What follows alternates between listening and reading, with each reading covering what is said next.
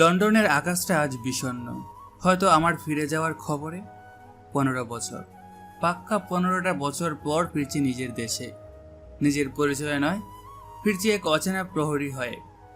Private জেটের বিলাসবহুল interior, জানালার পাশে বসে আছি। আমার নাম রিয়াদ।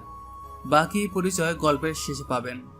তার পরনে কয়েক হাজার পাউন্ডের স্যুট, হাতে রোলেক্সের ঘড়ি আর গ্লাসে দামি স্কচ। তার দৃষ্টি মেঘের দিকে। লোকে আমাকে ফিনিক্স বলে ডাকে, কারণ আমি ছাই থেকে উঠে এসেছি। মিস্টার এক্স বলে, কারণ আমার অতীতটা এক বিরাট প্রশ্নবোধক চিহ্ন। তারা আমার ব্যাংক ব্যালেন্স দেখে, আমার কেনা দ্বীপের সংখ্যা গণে, আমার ছুঁড়ে দেওয়া টাকায় শেয়ার মার্কেটের ওঠানামা দেখে, কিন্তু তারা আমার ভেতরের মানুষটাকে দেখে না। রিয়াদ তার ল্যাপটপ খোলে। স্ক্রিনে ভেসে ওঠে একটি মেয়ের হাসি মুখের ছবি, যা সে গোপনে সংগ্রহ করেছে। এবার ফিরছি শুধু একটা ডিল ফাইনাল করতে। বিজনেস ডিল নয়, জীবনের ডিল। সে অতীত, আমার ফেলে আসা অতীতের একমাত্র জীবন্ত অধ্যায়। এক অহংকারী রাজকন্যা যে টাকার দুর্গে নিজেকে বন্দি করে রেখেছে। তারা জানে না এই ফিনিক্স পাখি উড়তে উড়তে ক্লান্ত। সে এখন তার শেকড়ে ফিরতে চায়, কিন্তু তার আগে থাক, বাকিটা গল্পে জুড়ে থাকলে বুঝতে পারবেন। প্রাইভেট জেটটা বাংলাদেশের আকাশ সীমায় প্রবেশ করে। রিয়াদ জানালার দিকে তাকিয়ে মৃদু হাসে। খেলাটা আমি শুরু করেছি, শেষটাও আমি করব, কারণ এই গল্পের ক্লাইম্যাক্সে কোনো বিজনেস মার্জার হবে না, হবে খুব ভয়ঙ্কর কিছু। Let the game begin. এই হলো আমাদের গল্পের নায়ক রিয়াদ। সে লন্ডন থেকে ফিরেছে বিশেষ কোনো এক কারণে। আপাতত তার পরিচয়টা এখানেই থাক। চলুন গল্পে ফেরা যাক। ঢাকার গুলশান 2-এর সুবিশাল এক ডুপ্লেক্স বাড়ির ড্রয়িং রুম। এই রাজকীয় পরিবেশের ঠিক মাঝখানে একটি সাধারণ সালোয়ার কামিজ পরা মাঝবয়সী নারী কাজের মেয়ে সেলিনা সোফার ধুলো ঝাড়ছিলেন। আল্লাহই জানে আজকের দিনে কি আছে আমার কপালে। ছোট ম্যাডামের মেজাজ সকাল থেকে শব্দ মেসরে আছে। ঠিক তখনই সিঁড়ি বেয়ে ঝড়ের বেগে নেমে এলো মেহের। তার পরনে নামি ব্র্যান্ডেড টপস আর রিপড জিন্স, চোখে মুখে বিরক্তি। সেলিনা খালা, তোমাকে না কতবার বলেছি আমার ঘরে না ঢুকে নক করে দাঁড়াবে। আমার পারফিউমের বোতলটা টেবিল থেকে কে সরিয়েছে? আমি সঠিক জায়গায় জিনিস না পেলে আমার মাথা ঠিক থাকে না। এটা তোমরা কবে বুঝবে? আমি তো যাইনি ছোট ম্যাডাম, সকালে নাস্তা দিয়ে তো সইলে আইছি। তাহলে কি ওটা হেঁটে হেঁটে অন্য জায়গায় চলে গেছে? আজও তোমাদের দিয়ে একটা কাজও ঠিক মতো হয় না। যাও কফি নিয়ে এসো, ব্ল্যাক কফি উইদাউট সুগার। আর হ্যাঁ বাবা, যে লোকটাকে আসতে বলেছিলেন সে কি এসেছে? জি ম্যাডাম, বাইরের ঘরে বসায় রাখছি। যাও এখন। সেলিনা প্রায় ছুটে ঘর থেকে বেরিয়ে যেতেই মেহের সোফায় গা এলিয়ে দিয়ে ফোন হাতে নিল। কয়েক মুহূর্ত পর সে আর চোখে ড্রয়িং রুমের দরজার দিকে তাকালো, যেখানে রিয়াদ এতক্ষণ ধরে নিঃশব্দে দাঁড়িয়ে। এই যে তুমি তো সে লোক, তাই না, যাকে আমার বডিগার্ড হিসেবে নিয়োগ দেওয়ার জন্য বাবা উঠে পড়ে লেগেছেন? নামটার যেন কি? রিয়াদ, তাই না? রিয়াদ ধীর পায়ে এগিয়ে এলো। তার পরনে একটা সাধারণ চেকের শার্ট আর কালো প্যান্ট। চেহারায় কোনো বিশেষত্ব নেই, কিন্তু চোখের দৃষ্টি অসম্ভব স্থির। জি ম্যাডাম, আমার নাম রিয়াদ। কাছে এসো। এত দূর থেকে কি দেখব? তোমাকে দেখে তো মনে হচ্ছে কোনো ভার্সিটির ছাত্র বা কোনো সেলসম্যান। বডিগার্ডদের যেমন একটা ভয়ঙ্কর চেহারা থাকে, সিক্স প্যাক, মাসল, তোমার তো সেসবের ছিটে ফোটাও নেই, একদম সাদামাটা। আজকাল তো পাড়ার বডি বিল্ডার ছেলেরাও এর চেয়ে ভালো ফিটনেস রাখে। বাবা যে কোথা থেকে এসব স্যাম্পল খুঁজে আনে আল্লাহই জানে। বাইরের চেহারা দেখে ভেতরের শক্তি সবসময় বোঝা যায় না ম্যাডাম। একটা দেয়াল কতটা শক্ত সেটা ধাক্কা না দিলে বোঝা যায় না, তেমনি একজন মানুষের ক্ষমতা শুধু চোখে দেখে মাপা যায় না। মেহের ভ্রু বিস্ময়ে কুঁচকে গেল। ফোনটা হাত থেকে নামিয়ে সে সোজা হয়ে বসলো। তার চোখে মুখে একটা তাচ্ছিল্যের হাসি ফুটে উঠল। বাবা, চমৎকার ডায়লগ। সিনেমার জন্য প্রস্তুতি নিচ্ছ নাকি? প্রথম দিন প্রথম দেখা আর তুমি আমাকে জ্ঞান দিচ্ছ? তোমার সাহস তো দেখছি হিমালয়ের চূড়ায় ছাড়িয়ে গেছে। তুমি কি জানো তুমি কার সাথে কথা বলছো? আমি মেহের ইফতেখার চৌধুরী। এই বাড়ির কাজের লোক থেকে শুরু করে বাবার অফিসের বড় বড় ডিরেক্টর পর্যন্ত আমার সামনে মাথা নিচু করে কথা বলে। আর তুমি একজন সামান্য চাকরির প্রার্থী হয়ে আমার মুখের উপর কথা বলছো? আমি একজন মানুষের সাথে কথা বলছি যার ব্যক্তিগত নিরাপত্তার জন্য একজন দেহরক্ষীর প্রয়োজন। আমার কাছে আপনার পরিচয় এটুকুই ম্যাডাম। এর চেয়ে বেশি কিছু জানা আমার দায়িত্বের মধ্যেই পড়ে না, আর সেটা আমার কাজে কোনো প্রভাব ফেলবে না। আপনার বাবা আমাকে আপনার নিরাপত্তার জন্য ডেকেছেন, আপনার ব্যক্তিগত বিশ্লেষণ করার জন্য নয়। Interesting, very interesting. তোমার সিভিটা আমি পড়েছি, যদিও পড়ার কোনো ইচ্ছেই ছিল না, বাবা জোর করে পড়িয়েছেন। এখানে লেখা আছে তুমি নাকি এর আগে 3 জন হাই প্রোফাইল ব্যক্তির সাথে কাজ করেছো। নামগুলো বেশ পরিচিত, কিন্তু আমার প্রশ্ন হলো তারা সবাই তোমাকে ছাড়লেন কেন? নাকি তুমি তাদের ছেড়ে দিয়েছো? আমার তো মনে হচ্ছে তোমার এই অতিরিক্ত আত্মবিশ্বাস আর লম্বা জিহ্বার কারণেই তোমার কোনো চাকরি টেকে নেই, তাই না? ওনাদের ব্যক্তিগত নিরাপত্তার হুমকি যখন শেষ হয়ে গিয়েছিল তখন আমাদের চুক্তিও স্বাভাবিকভাবেই শেষ হয়ে যায় ম্যাডাম। এটাই প্রফেশনাল নিয়ম। আমার কাজের রেকর্ডে কোনো অভিযোগের দাগ নেই। আপনার বাবা নিশ্চয়ই খোঁজ নিয়েছেন, আপনিও চাইলে নিতে পারেন। ঠিক তখনই সেলিনা কফি ট্রে নিয়ে প্রবেশ করলো। মেহের ইশারায় তাকে কফিটা সেন্টার টেবিলে রাখতে বলল। আমারও তো সময় নেই তোমার ব্যাকগ্রাউন্ড চেক করার। আচ্ছা, ধরে নিলাম আমি তোমাকে রাখবো, যদিও আমার তোমাকে 1%ও পছন্দ হয়নি, কিন্তু বাবার জেদের কাছে মাঝে মাঝে হার মানতে হয়। তবে আমার সাথে কাজ করতে হলে আমার কিছু নিয়মকানুন মেনে চলতে হবে। বলতে পারো এগুলো আমার গোল্ডেন রুলস। মেহের কফির কাপে একটা চুমুক দিয়ে পা নাচাতে নাচাতে কথাগুলো বলছিল, যেন সে কোনো সম্রাট তার সেনাপতিকে নির্দেশ দিচ্ছে। রুল নাম্বার 1, আমি যেখানেই যাই না কেন তুমি আমার থেকে মিনিমাম 10 ফুট দূরত্ব বজায় রাখবে। একদম ছায়ার মতো আমার ঘাড়ে এসে নিঃশ্বাস ফেলার চেষ্টা করবে না। পাবলিক প্লেসে এমন ভাব করবে যেন তুমি আমাকে চেনোই না, জাস্ট দূর থেকে নজর রাখবে। আন্ডারস্ট্যান্ড? আপনার নিরাপত্তা নিশ্চিত করতে হলে কিছু ক্ষেত্রে দূরত্বের নিয়মটা শিথিল করতে হতে পারে ম্যাডাম। পরিস্থিতি সবসময় একরকম থাকে না। আমি কোনো অজুহাত শুনতে চাই না, আমি যা বলেছি তাই হবে। রুল নাম্বার 2, আমার বন্ধুবান্ধব বা অন্য কারোর সাথে আমি যখন কথা বলবো তুমি ভুলেও তখন কথা বলার চেষ্টাও করবে না। একদম চুপ করে থাকবে, যেন তুমি বোবা। তোমাকে যদি কেউ কিছু জিজ্ঞাসা করেও তার উত্তর দেওয়ার দরকার নেই, তোমার পরিচয় দেওয়ার দরকার নেই। তুমি কে সেটা শুধু আমি জানবো। কিন্তু ম্যাডাম, আপনার আশেপাশের মানুষদের সম্পর্কে জানাটাও আমার ডিউটির একটা অংশ। কে আপনার বন্ধু আর কে শত্রু সেটা বুঝতে না পারলে। Shut up, just shut up.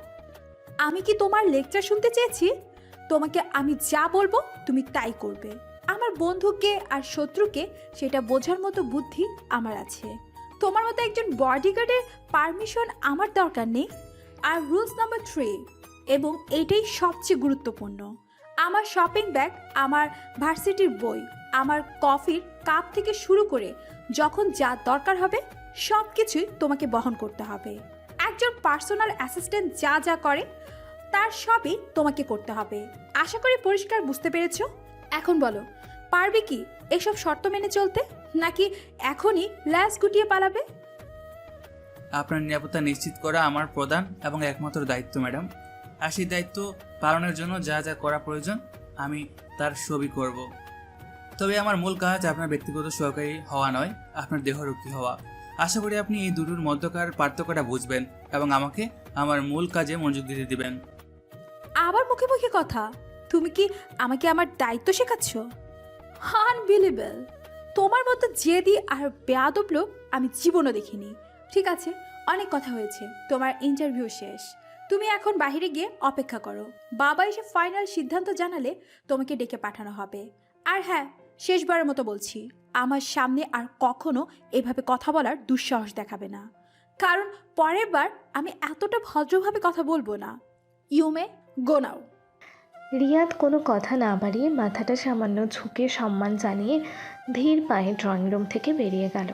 Meher রাগে ফুঁসতে ফুঁসতে কফির কাপে চুমুক দিল।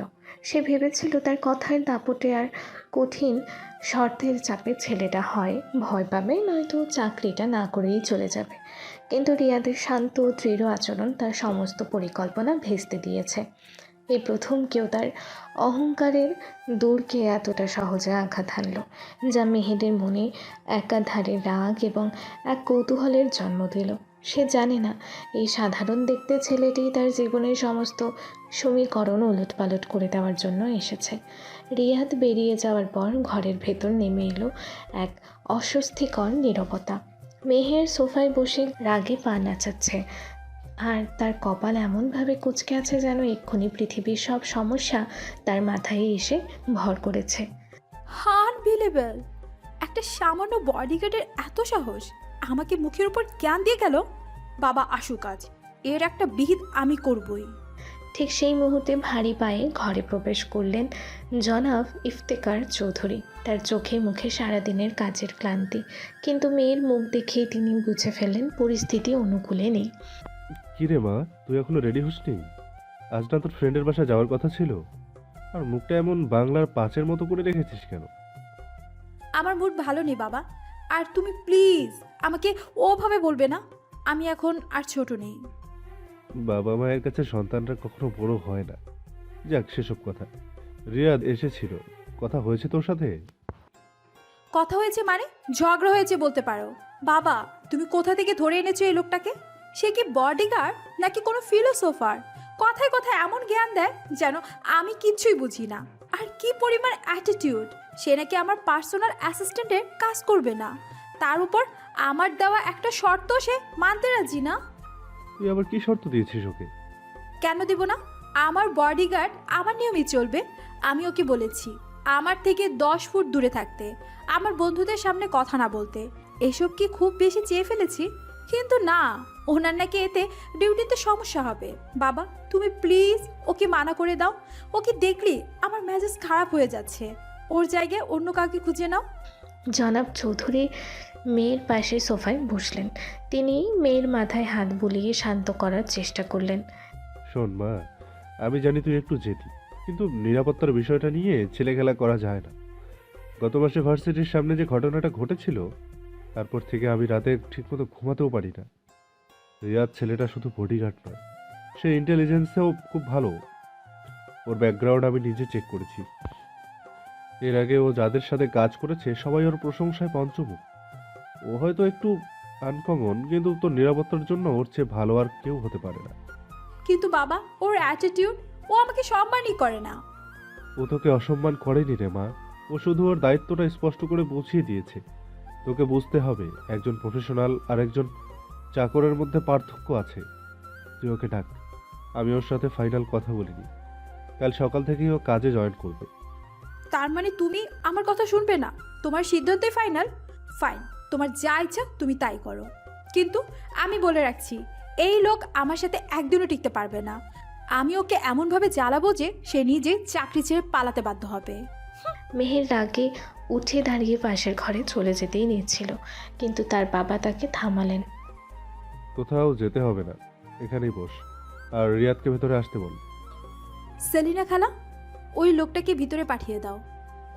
কয়েক মুহূর্তের মধ্যে রিয়াদ ঘরে প্রবেশ করলো। এবার তার মুখে কোনো অভিব্যক্তি নেই, একেবারে ভাবলেশীন। সে জনাব চৌধুরীর সামনে এসে শান্তভাবে দাঁড়ালো। রিয়াদ, তোমার সাথে মেহেরের কথা হয়েছে শুনলাম। ওর স্বভাবটা একটু অন্যরকম, তুমি কিছু মনে করো না। ও যা বলেছে সেগুলো ওর অভিমান। তুমি তোমার কাজটা মন দিয়ে করলেই হবে। ওর নিরাপত্তার সম্পূর্ণ দায়িত্ব আজ থেকে তোমার। কাল সকাল 8টায় চলে আসবে। জি স্যার, ধন্যবাদ। 1 মিনিট, আমার কথা এখনো শেষ হয়নি। মেহেরের ইচ্ছে করে রিয়াদকে অস্বস্তিতে ফেলার জন্য আবারও তার দিকে মনোযোগ দিল। সে সেলিনাকে ডেকে আরও 1 কাপ কফি আনতে বলল এবং রিয়াদের দিকে তাকিয়ে এমনভাবে কথা বলতে শুরু করলো যেন সে কোনো আসামিকে জেরা করছে। তোমাকে তো দেখে মনে হয় না খুব একটা ভালো পরিবার থেকে এসেছো। এই চাকরির স্যালারি দিয়ে তোমার চলে যাবে তো, নাকি এর বাহিরেও অন্য কিছু করতে হবে? আজকাল তো শোনা যায় অনেকেই এই চাকরি করে আর রাতে। Meher, what nonsense! কি বলছিস এসব? চুপ করো বাবা, আমি জাস্ট ওর কনফিডেন্স লেভেলটা চেক করছি। একজন বডিগার্ডের সব ধরনের পরিস্থিতি সামলানোর মতো মানসিক শক্তি থাকতে হয়। দেখি ও আমার এসব ব্যক্তিগত আক্রমণ কিভাবে সামলায়? বলো রিয়াদ, তোমার ফ্যামিলিতে কে কে আছে? আমার ব্যক্তিগত জীবন আমার কাজের উপর কোনো প্রভাব ফেলবে না ম্যাডাম, আপনি নিশ্চিন্তে থাকতে পারেন। ও তাই নাকি? নাকি তোমার এমন কিছু অতীত আছে যা তুমি লুকাতে চাও? মেহেরের কথার ধরন ক্রমেই আক্রমণাত্মক হয়ে উঠছিল। সে কফির কাপটা হাতে নিয়ে কথা বলতে বলতে ইচ্ছে করে টেবিলে এমনভাবে রাখছিল যেন পড়ে যাবে। তার মূল উদ্দেশ্য ছিল রিহাদকে মানসিকভাবে দুর্বল করে দেওয়া। আমার মনে হচ্ছে তোমার অন্য কোনো উদ্দেশ্য আছে, নয়তো এত ভালো ট্র্যাক রেকর্ড থাকার পরও তুমি আমার মতো একজন জেদি মেয়ের বডিগার্ড হতে রাজি হলে কেন? নিশ্চয়ই টাকার অঙ্কটা অনেক বড়, তাই না? নাকি অন্য কোনো? কথায় শেষ হওয়ার আগে ঘটল দুর্ঘটনা। অতিরিক্ত নাটকীয়তা করতে গিয়ে মেহেরের হাত থেকেই গরম কফির কাপটা ছিটকে পড়ল তার নিজের টপসের ওপর। আউচ! শিট! যন্ত্রণার চেয়েও বেশি অপমান আর রাগে তার মুখটা লাল হয়ে গেল। সে এমন একটা পরিস্থিতি আশা করেনি। সবার সামনে, বিশেষ করে রিয়াদের সামনে এমন একটা বিব্রতিকর ঘটনা ঘটায় তার অহংকারে তীব্র আঘাত লাগলো। সেলিনা খালা, তুমি কোথায় মরেছো? এটা কিরকম গরম কফি বানিয়েছো? আমার পুরো ড্রেসটাই নষ্ট হয়ে গেল। আর তুমি তুমি এখানে মূর্তির মতো দাঁড়িয়ে কি দেখছো? হ্যাঁ, হাসছো নিশ্চয়ই মনে মনে। মজা পাচ্ছ আমার এই অবস্থা দেখে, তাই না? শেষের কথাটা সে রিয়াদকে উদ্দেশ্য করে বলল, কিন্তু রিয়াদের মুখে হাসি তো দূরে থাক, কোনো ভাবান্তরই ছিল না। মেহের কিছু বুঝে ওঠার আগেই রিয়াদ এক মুহূর্ত দেরি না করে পকেট থেকে একটা ধপধপে সাদা রুমাল বের করে মেহেরের দিকে বাড়িয়ে দিল। ম্যাডাম সাবধানে, গরম কফিতে আপনার ত্বকের ক্ষতি হতে পারে, জায়গাটা চেপে ধরুন, ফুসকা পড়বে না, আপনার হাতে বরফ দেওয়া দরকার। রিয়াদের কণ্ঠ শান্ত কিন্তু দৃঢ়, তাতে কোনো ভয় বা সংকোচ নেই, বরং আছে নিখাত পেশাদারিত্ব এবং এক ধরনের মানসিক উদ্বেগ। মেহের রাগে ক্ষোভে রুমালটা প্রায় ছুঁড়ে ফেলে দেওয়ার মতো অবস্থা করেছিল, কিন্তু রিয়াদের শান্ত চোখের দিকে তাকিয়ে এসে থেমে গেল। আমার তোমার সাহায্যের কোনো দরকার নেই, আমি নিজের খেয়াল রাখতে পারি। আর এই সামান্য ব্যাপারে আমি ভয় পাই না। সেলিনা খালা, বরফ নিয়ে আসো আমার ঘরে। মেহের আর এক মুহূর্ত সেখানে দাঁড়ালো না। রাগে গজরাতে গজরাতে সে প্রায় দৌড়ে সিঁড়ি বেয়ে উপরে নিজের ঘরের দিকে চলে গেল। জনাব ইফতেখার এতক্ষণ ধরে পুরো ঘটনা নীরবে দেখছিলেন। মেয়ের আচরণে তিনি লজ্জিত হলেও আমার পেশাদারিত্ব আর শান্ত মনোভাব দেখে তিনি আরও বেশি মুগ্ধ হলেন। তিনি বুঝতে পারলেন তার সিদ্ধান্ত এক বিন্দুও ভুল ছিল না। আমার এই অপ্রত্যাশিত সেবাপরায়ণ মনোভাব আর শান্ত উপস্থিতি মেহের মুখে যতই অস্বীকার করুক না কেন, তার অহংকারের সত্তার গভীরে একটু সূক্ষ্ম ধাক্কা দিয়ে গেছে, যা হয়তো এই বরফ গরম সম্পর্কের প্রথম গলন বিন্দু হতে চলেছে। I am really sorry Riya, ও আসলে এরকম নয়। ইদানিং ওর মেজাজটা একটু বেশি খারাপ লাগছে। ওর মায়ের মৃত্যুর পর থেকে ও নিজেকে বড্ড একা মনে করে, তাই হয়তো। কথা শেষ না করে তিনি থেমে গেলেন। রিয়াদ তখনও স্থির হয়ে দাঁড়িয়ে, তার হাতে ধরা সেই সাদা রুমালটা। মেহের ছুঁড়ে ফেলা কফির কয়েক ফোঁটা ছিটে এসে লেগেছে তাতে। আমি কিছু মনে করিনি স্যার, আমার কাজের অংশ হিসেবে আমাকে সব ধরনের পরিস্থিতি মোকাবিলার জন্য প্রস্তুত থাকতে হয়। ম্যাডামের আচরণ অস্বাভাবিক নয়। যারা সবসময় নিরাপত্তাহীনতায় ভোগেন তারা প্রায় নিজেদের দুর্বলতা ঢাকার জন্য বাইরের পৃথিবীর উপর এভাবেই রাগ দেখান। রিয়াদের এই গভীর মনস্তাত্ত্বিক বিশ্লেষণে জনাব চৌধুরী আরও একবার অবাক হলেন। তিনি ভাবতেও পারেননি এই সাধারণ দেখতে ছেলেটার পর্যবেক্ষণ ক্ষমতা এতটা প্রখর হতে পারে। তুমি ঠিকই বলেছ, ওর জন্য আমার খুব চিন্তা হয়। যাক, তুমি ওর কথায় কিছু মনে করো না। আমি যা সিদ্ধান্ত নিয়েছি সেটাই ফাইনাল। তুমি কাল সকাল ঠিক 8টায় চলে আসবে। তোমার থাকার ব্যবস্থা বাড়ির পেছনের গেস্ট কোয়ার্টারে করা হয়েছে। তোমার যা যা লাগবে সেলিনাকে বললেই ব্যবস্থা করে দেবে। ধন্যবাদ স্যার, আমি আমার দায়িত্ব যথাযথভাবে পালন করার চেষ্টা করব। আমার বিশ্বাস তুমি পারবে। আর স্যালারি আর অন্যান্য সুবিধার ব্যাপারে তো তোমার সাথে এজেন্সির কথা হয়েছেই। এর বাইরেও যদি তোমার কিছু প্রয়োজন হয় নিঃসংকোচে আমাকে জানাবে। জি স্যার, তাহলে আমি আজ আসি। হ্যাঁ এসো, কাল দেখা হবে। রিয়াদ সালাম দিয়ে ঘর থেকে বেরিয়ে গেল। সে চলে যাওয়ার পর জনাব চৌধুরী ক্লান্ত শরীরে সোফায় গা এলিয়ে দিলেন। ঠিক তখনই সিঁড়ির ওপরে রেলিংয়ের ধারে মেহেরের ছায়ামূর্তি দেখা গেল। সে পোশাক পাল্টে এসেছে, কিন্তু তার মুখে থমথমে ভাব এখনও কাটেনি। বাবা, তুমি লোকটাকে রেখে দিলে আমার এই আপত্তির পরও? হ্যাঁ রেখে দিয়েছি, কারণ তোর নিরাপত্তার জন্য রিয়াদের চেয়ে যোগ্য লোক আমি আর পাইনি। তুই উপরে দাঁড়িয়ে আমাদের সব কথাই শুনেছিস, তাই না? ছেলেটা কতটা বিচক্ষণ আর ধৈর্যশীল দেখেছিস? বিচক্ষণ না চাই, ও একটা দ্রুত শিয়াল। তুমি ওর কথায় গলে গেলে। ও তোমাকে ইমপ্রেস করার জন্যই এসব সাইকোলজিক্যাল কথা বলেছে, আর তুমিও বিশ্বাস করে নিলে। বাবা, তুমি দিন দিন বড্ড সিম্পল হয়ে যাচ্ছ। আমি সিম্পল নই মা, আমি মানুষ চিনতে ভুল করি না। আর তুই যে ইচ্ছে করে কফি ফেলে ওর রিয়াকশন দেখতে চেয়েছিস সেটা আমি বুঝেছি, কিন্তু ফলটা কি হলো? ও কি তোর ফাঁদে পা দিয়েছে? দেয়নি, বরং ও নিজের জায়গায় স্থির থেকে প্রমাণ করেছে যে ও কতটা প্রফেশনাল। ও, তাহলে এখন দোষটা আমার হয়ে গেল। আমি ইচ্ছে করে নিজের গায়ে গরম কফি ফেলেছি। ওয়াও বাবা ওয়াও, নিজের মেয়ের চেয়ে তোমার কাছে এখন একজন বাহিরের লোক বেশি বিশ্বাসযোগ্য হয়ে গেল। আমি তা বলিনি মেহের, আমি শুধু চাই তুই বাস্তবটা বোঝার চেষ্টা কর। তোর সুরক্ষা আমাদের কাছে সবার আগে, আর রিয়াদ সেই সুরক্ষা নিশ্চিত করতে পারবে বলে আমার বিশ্বাস। ফাইন, তোমরা যা ভালো মনে হয় তুমি তাই করো। তোমার মেয়ে মরে গেলেও হয়তো তোমার কিচ্ছু যায় আসবে না। তোমার কাছে তো তোমার বিজনেস আর ডিগনিটি সব। কিন্তু আমিও মেহের ইফতেখার চৌধুরী। তোমার এই যোগ্য বডিগার্ডকে আমি কিভাবে এই বাড়ি থেকে বিদায় করি সেটা তুমি এখন শুধু দেখতে থাকো। মেহের, লিমিট ক্রস করবি না, এমন কিছু করবি না যাতে ছেলেটা বিরক্ত হয়ে চলে যায়। মনে রাখিস, এটা তোর ভালোর জন্যই করা হচ্ছে। দেখা যাবে কার ভালো হয় আর কার খারাপ হয়। আমি ওকে চ্যালেঞ্জ করলাম, হয় ও থাকবে নয়তো আমি। হয় ও নিজে থেকে চাকরি ছেড়ে চলে যাবে, অথবা আমি ওকে যেতে বাধ্য করব। আমার নামও মেহের। যদি 1 সপ্তাহের মধ্যে ওকে দিয়ে আমি রেজিগনেশনের লেটার সাইন করাতে না পারি, আমার নাম আমি নিজেই পাল্টে ফেলবো। কথাগুলো ছুরি দিয়ে মেহের আর এক মুহূর্ত দাঁড়ালো না। সে হনহন করে নিজের ঘরের দিকে চলে গেল।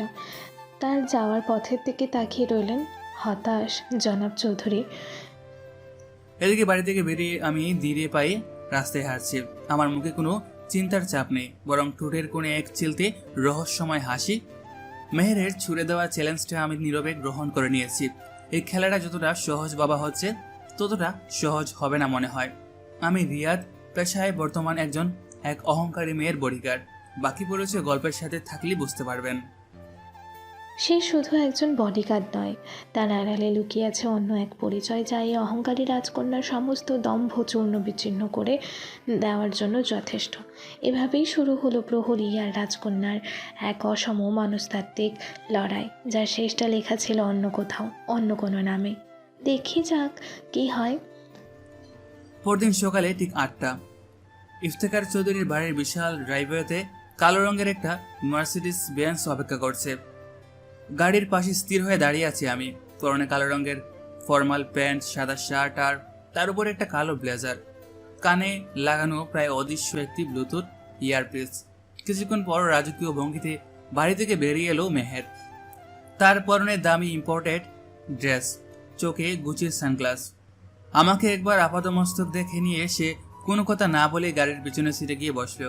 ড্রাইভারকে উদ্দেশ্য করে বলল, বসির চাচা, গাড়ি ছাড়ুন, যমুনা ফিউচার পার্কে যাব। রিয়া দ্রুত গাড়ির সামনের প্যাসেঞ্জার সিটে বসে পড়ল। গাড়িতে চলতে শুরু করার পর মেহের আয়নায় রিয়াদের দিকে তাকিয়ে তার ছেলের হাসি হাসলো। ওয়াও, মিস্টার বডিগার্ডকে তো আজ একদম জেমস বন্ডের মতো লাগছে। বাবা বুঝি নতুন ইউনিফর্ম কিনে দিয়েছেন? ভালোই। অন্তত তোমাকে এখন আর আমার বাড়ির দারোয়ানের চেয়ে গরিব মনে হচ্ছে না। এটা ইউনিফর্ম নয় ম্যাডাম, কাজের সুবিধার জন্য ফর্মাল ড্রেস পরাটা জরুরি। আর আমার কানে এটা গান শোনার জন্য নয়, সিকিউরিটি কমিউনিকেশনের জন্য। ও তাই নাকি? আমি তো ভাবলাম তুমি হয়তো হিন্দি গান শুনছো। তুঝে দেখা তো এ জানা সানম। তোমার মতো রোমান্টিক চেহারা ছেলেদের জন্য বেশ মানায়। যাই হোক, বেশি কথা না বলে নিজের কাজে মন দাও। মনে আছে তো আমার গোল্ডেন রুলস? আমার থেকে মিনিমাম 10 ফুট দূরত্ব। আমার সব মনে আছে ম্যাডাম। যমুনা ফিউচার পার্কের ভিআইপি ড্রপ অফ জোনে গাড়ি থামালো। মেহের গাড়ি থেকে নেমেই হনহন করে হাঁটতে শুরু করলো। একবারের জন্য পেছনে তাকালো না। রিয়াদ নিঃশব্দে তাকে অনুসরণ করতে লাগলো, ঠিক 10 ফুট দূরত্ব বজায় রেখে। মেহের প্রথমে ঢুকলো সেভেয়ারের শোরুমে। সে ইচ্ছে করেই একের পর এক ড্রেস দেখতে লাগলো। এটা ওটা নেড়ে চড়ে সেলসম্যানদের মাথা খারাপ করে দিল, কিন্তু কিনলো না কিছুই। তার মূল উদ্দেশ্য ছিল আমাকে দীর্ঘক্ষণ এক জায়গায় দাঁড় করিয়ে রেখে বিরক্ত করা। কিন্তু আমি পাথরের মূর্তির মতো শোরুমের এক কোণায় দাঁড়িয়ে রইলাম। আমার চোখে মুখে বিরক্তি লেশ মাত্র নেই। মেহের মনে মনে বলল, অসহ্য, লোকটা কি রোবট নাকি? কোনো রিয়াকশনই তো নেই। ঠিক আছে, অন্য প্ল্যান ট্রাই করি। এরপর মেহের গেল আড়ংয়ে। সেখান থেকে সে ইচ্ছে করে ভারী আর বড় সাইজের দুটো মাটির শোপিস কিনলো। প্যাকেটগুলো রিয়াদের দিকে বাড়িয়ে দিয়ে বলল, আই যে মিস্টার বডিগার্ড, এগুলো ধরো, খুব সাবধানে ধরবে। একটা ভাঙলে কিন্তু তোমার পুরো মাসের স্যালারি শেষ হয়ে যাবে। জি ম্যাডাম। রিয়াদ কোনো কথা না বাড়িয়ে প্যাকেট দুটো হাতে নিল। এরপর মেহের গেল শপার স্টপে। সেখান থেকে কিনলো এক গাদা কসমেটিক্স, পারফিউম আর জুতো। দেখতে দেখতে রিয়াদের 2 হাত প্রায় 10-12টা শপিং ব্যাগে ভরে গেল। কি ব্যাপার, কষ্ট হচ্ছে নাকি? মুখটা এমন কালো হয়ে গেল কেন? আগেই বলেছিলাম আমার সাথে কাজ করার এত সহজ না। এখনো সময় আছে, চাইলে চাকরিটা ছেড়ে দিতে পারো। বাবা হয়তো একটু বকবেন, কিন্তু তোমার জীবনটা তো বেঁচে যাবে। আমার কোনো কষ্টই হচ্ছে না ম্যাডাম, আপনি আপনার শপিং শেষ করুন। রিয়াদের এই শান্ত প্রতিক্রিয়া মেহেরের জেদকে আরও বাড়িয়ে দিল। সেইবার তার আসল খেলাটা শুরু করার সিদ্ধান্ত নিল। আমার একটু ওয়াশরুমে যেতে হবে, তুমি এই ব্যাগগুলো নিয়ে ঠিক এখানে দাঁড়াবে। এক পাও নড়বে না কিন্তু, আমি 5 মিনিটে আসছি। এই বলে মেহের মেয়েদের ওয়াশরুমের দিকে না গিয়ে উল্টো দিকের এসকেলেটারে উঠে উপরে ফ্লোরে চলে গেল। রিয়াদ কয়েক মুহূর্ত অপেক্ষা করলো, তারপর কানের ব্লুটুথ ইয়ারপিসে আলতো করে চাপ দিল। Target is on the move, level 4 north wing following. Riyad 2 হাতে ব্যাগগুলো সামনে দ্রুত অ্যাক্সেলেটারের দিকে এগিয়ে গেল। কিন্তু 10-12টা ব্যাগ নিয়ে ভিড়ের মধ্যে ছোটাছুটি করা প্রায় অসম্ভব। মেহের এই সুযোগটাই নিতে চেয়েছিল। সে দ্রুত ভিড়ের মধ্যে মিশে গিয়ে অন্যদিকে চলে গেল। মেহের ফোনে তার বান্ধবী নীলাকে বলে, হাই নীলা, শোন না, আমি যমুনায় বাবার দেওয়া নতুন বডিগার্ডকে নিয়ে এসেছি। লোকটা একটা আস্ত রোবট। আমি ওকে শিক্ষা দেওয়ার জন্য একটা প্ল্যান করেছি। তুই ব্লক সি এর গ্লোরিয়া জিন্স কফি শপে চলে আয়। আমি ওকে এখানে হারিয়ে দিয়ে তোর সাথে দেখা করব। দেখি ও আমাকে খুঁজে বের করতে পারে কি না। মেহের ফোনটা ব্যাগে রেখে দ্রুত কফি শপের দিকে এগিয়ে গেল। সে নিশ্চিত ছিল রিয়াদের পক্ষে এত ব্যাগ নিয়ে তাকে খুঁজে বের করা অসম্ভব। অন্যদিকে রিয়াদ উপরের ফ্লোরে এসে দেখল মেহের কোথাও নেই। সে এক মুহূর্ত সময় নষ্ট করলো না। সে দ্রুত মলের একজন ক্লিনারকে ডেকে তার হাতে কয়েকটা 1000 টাকার নোট গুঁজে দিল। ভাই, এই ব্যাগগুলো 5 মিনিটের জন্য একটু দেখবেন? আমি এক্ষুনি আসছি। আপনার উপকার আমি সারা জীবন মনে রাখবো। ক্লিনার প্রথমে ইতস্তত করলেও টাকার অঙ্ক দেখে রাজি হয়ে গেল। রিয়াদ ব্যাগগুলো রেখে দিয়ে আবারও তার ইয়ারপিসে চাপ দিল। সেন্ট্রাল সার্ভার, যমুনা ফিউচার পার্কের সিসিটিভি ফুটেজ অ্যাক্সেসটা দাও। Target female, age 22, wearing a white dress, last seen at level 4 north wing, accelerator quick. তার কানের এয়ারপিসে মুহূর্তের মধ্যে একটা যান্ত্রিক কণ্ঠস্বর ভেসে এলো। Access granted. Target spotted at Black Sea. Heading towards Gloria Jeans Coffee Shop. Got it. Meher যখন গ্লোরিয়া জিন্সে তার বান্ধবীর সাথে বসে হাসাহাসি করছিল আর গর্ব করে বলছিল কিভাবে সে তার বডিগার্ডকে বোকা বানিয়েছে, ঠিক তখনই তাদের টেবিলের সামনে এসে দাঁড়ালো রিয়াদ। তার মুখে কোনো রাগের ছাপ নেই, নেই কোনো বিরক্তি, শুধু শান্ত স্থির দৃষ্টি। আপনার ওয়াশরুমে যাওয়া শেষ হলে আমি কি বাড়ির দিকে যেতে পারি ম্যাডাম? আপনার বাবার ফোন এসেছিল, তিনি আপনাকে তাড়াতাড়ি ফিরতে বলেছেন। রিয়াদকে দেখে মেহের আর তার বান্ধবী দুজনই ভূত দেখার মতো চমকে উঠল। মেহেরের মুখটা বিস্ময় আর অপমানে ফ্যাকাশে হয়ে গেল। সে কিছুতেই বুঝতে পারছিল না এতগুলো ব্যাগ নিয়ে এই বিশাল মলের ভিড়ের মধ্যে রিয়াদ তাকে এত তাড়াতাড়ি খুঁজে বের করলো কিভাবে। তুমি তুমি এখানে কিভাবে এলে? আর আমার শপিং ব্যাগগুলো কোথায়? ব্যাগগুলো নিচেই আছে ম্যাডাম, আমি ম্যানেজ করে নিয়েছি। আর আপনাকে খুঁজে বের করাটাই তো আমার কাজ। চলুন, দেরি হয়ে যাচ্ছে। মেহের, এই কি তোর সেই নতুন বডিগার্ড? এ তো দেখতে একদম সিনেমার হিরোর মতো। আর তুই বলছিলি রোবট। আমার তো ওকে দেখে। চুপ করবি তুই, একটা কথাও বলবি না। মেহের নিজেকে সামলে নিয়ে আবারও তার অহংকারী মুখোশটা পরে নিল। সে এমন একটা ভাব করলো যেন রিয়াদের এখানে আসাটা খুবই অস্বাভাবিক একটা ঘটনা।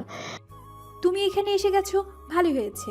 আমি তো নীলার সাথে কথা বলতে বলতে ভুলেই গিয়েছিলাম যে তুমি নিচে একা দাঁড়িয়ে আছো। যাই হোক, যখন এসেই পড়েছো তখন বসো। নাকি তোমার মতো বডিগার্ডদের ক্লায়েন্টদের সাথে এক টেবিলে বসার অনুমতি নেই? আমার ডিউটি আপনাকে প্রোটেক্ট করা ম্যাডাম, আপনার সাথে বসে কফি খাওয়া নয়। আপনি কথা শেষ করুন, আমি বাইরে অপেক্ষা করছি। আমি তোমাকে বসতে বলেছি Riya. This is an order. নাকি তুমি আমার ওয়ার্ডারও অমান্য করবে? যদি করো, আমি এক্ষুনি বাবাকে ফোন করে বলবো যে তুমি আমার কথা শুনছো না। তখন কি হবে সেটা নিশ্চয়ই তোমাকে বুঝিয়ে বলতে হবে না? মেহেরের গলার স্বরে ছিল স্পষ্ট হুমকির আভাস। রিয়াদ শান্ত দৃষ্টিতে একবার তার দিকে তাকালো, তারপর কোনো কথা না বলে পাশের একটা খালি চেয়ার টেনে বসলো। তবে তার বসার ভঙ্গিটা ছিল একেবারে সজাগ। সে এমনভাবে বসলো যেন পুরো কফি শপের প্রতিটি কোণ তার নজরে থাকে। হাই, আমি নীলা, মেহেরের বেস্ট ফ্রেন্ড। আপনার নাম তো রিয়াদ, তাই না? জি। নীলা, ওর সাথে কথা বলার কোনো দরকার নেই। ও কথা বলার জন্য স্যালারি পায় না, চুপ করে থাকার জন্য পায়। যাই হোক, ওয়েটার। মেহের হাত তুলে ওয়েটারকে ডাকলো। একজন স্মার্ট চেহারার ওয়েটার এগিয়ে এসে মেনিউ কার্ড এগিয়ে দিল। আমার জন্য একটা ক্যারামেল মাকিয়াটো আর একটা ব্লুবেরি চিজকে নিয়ে আসুন।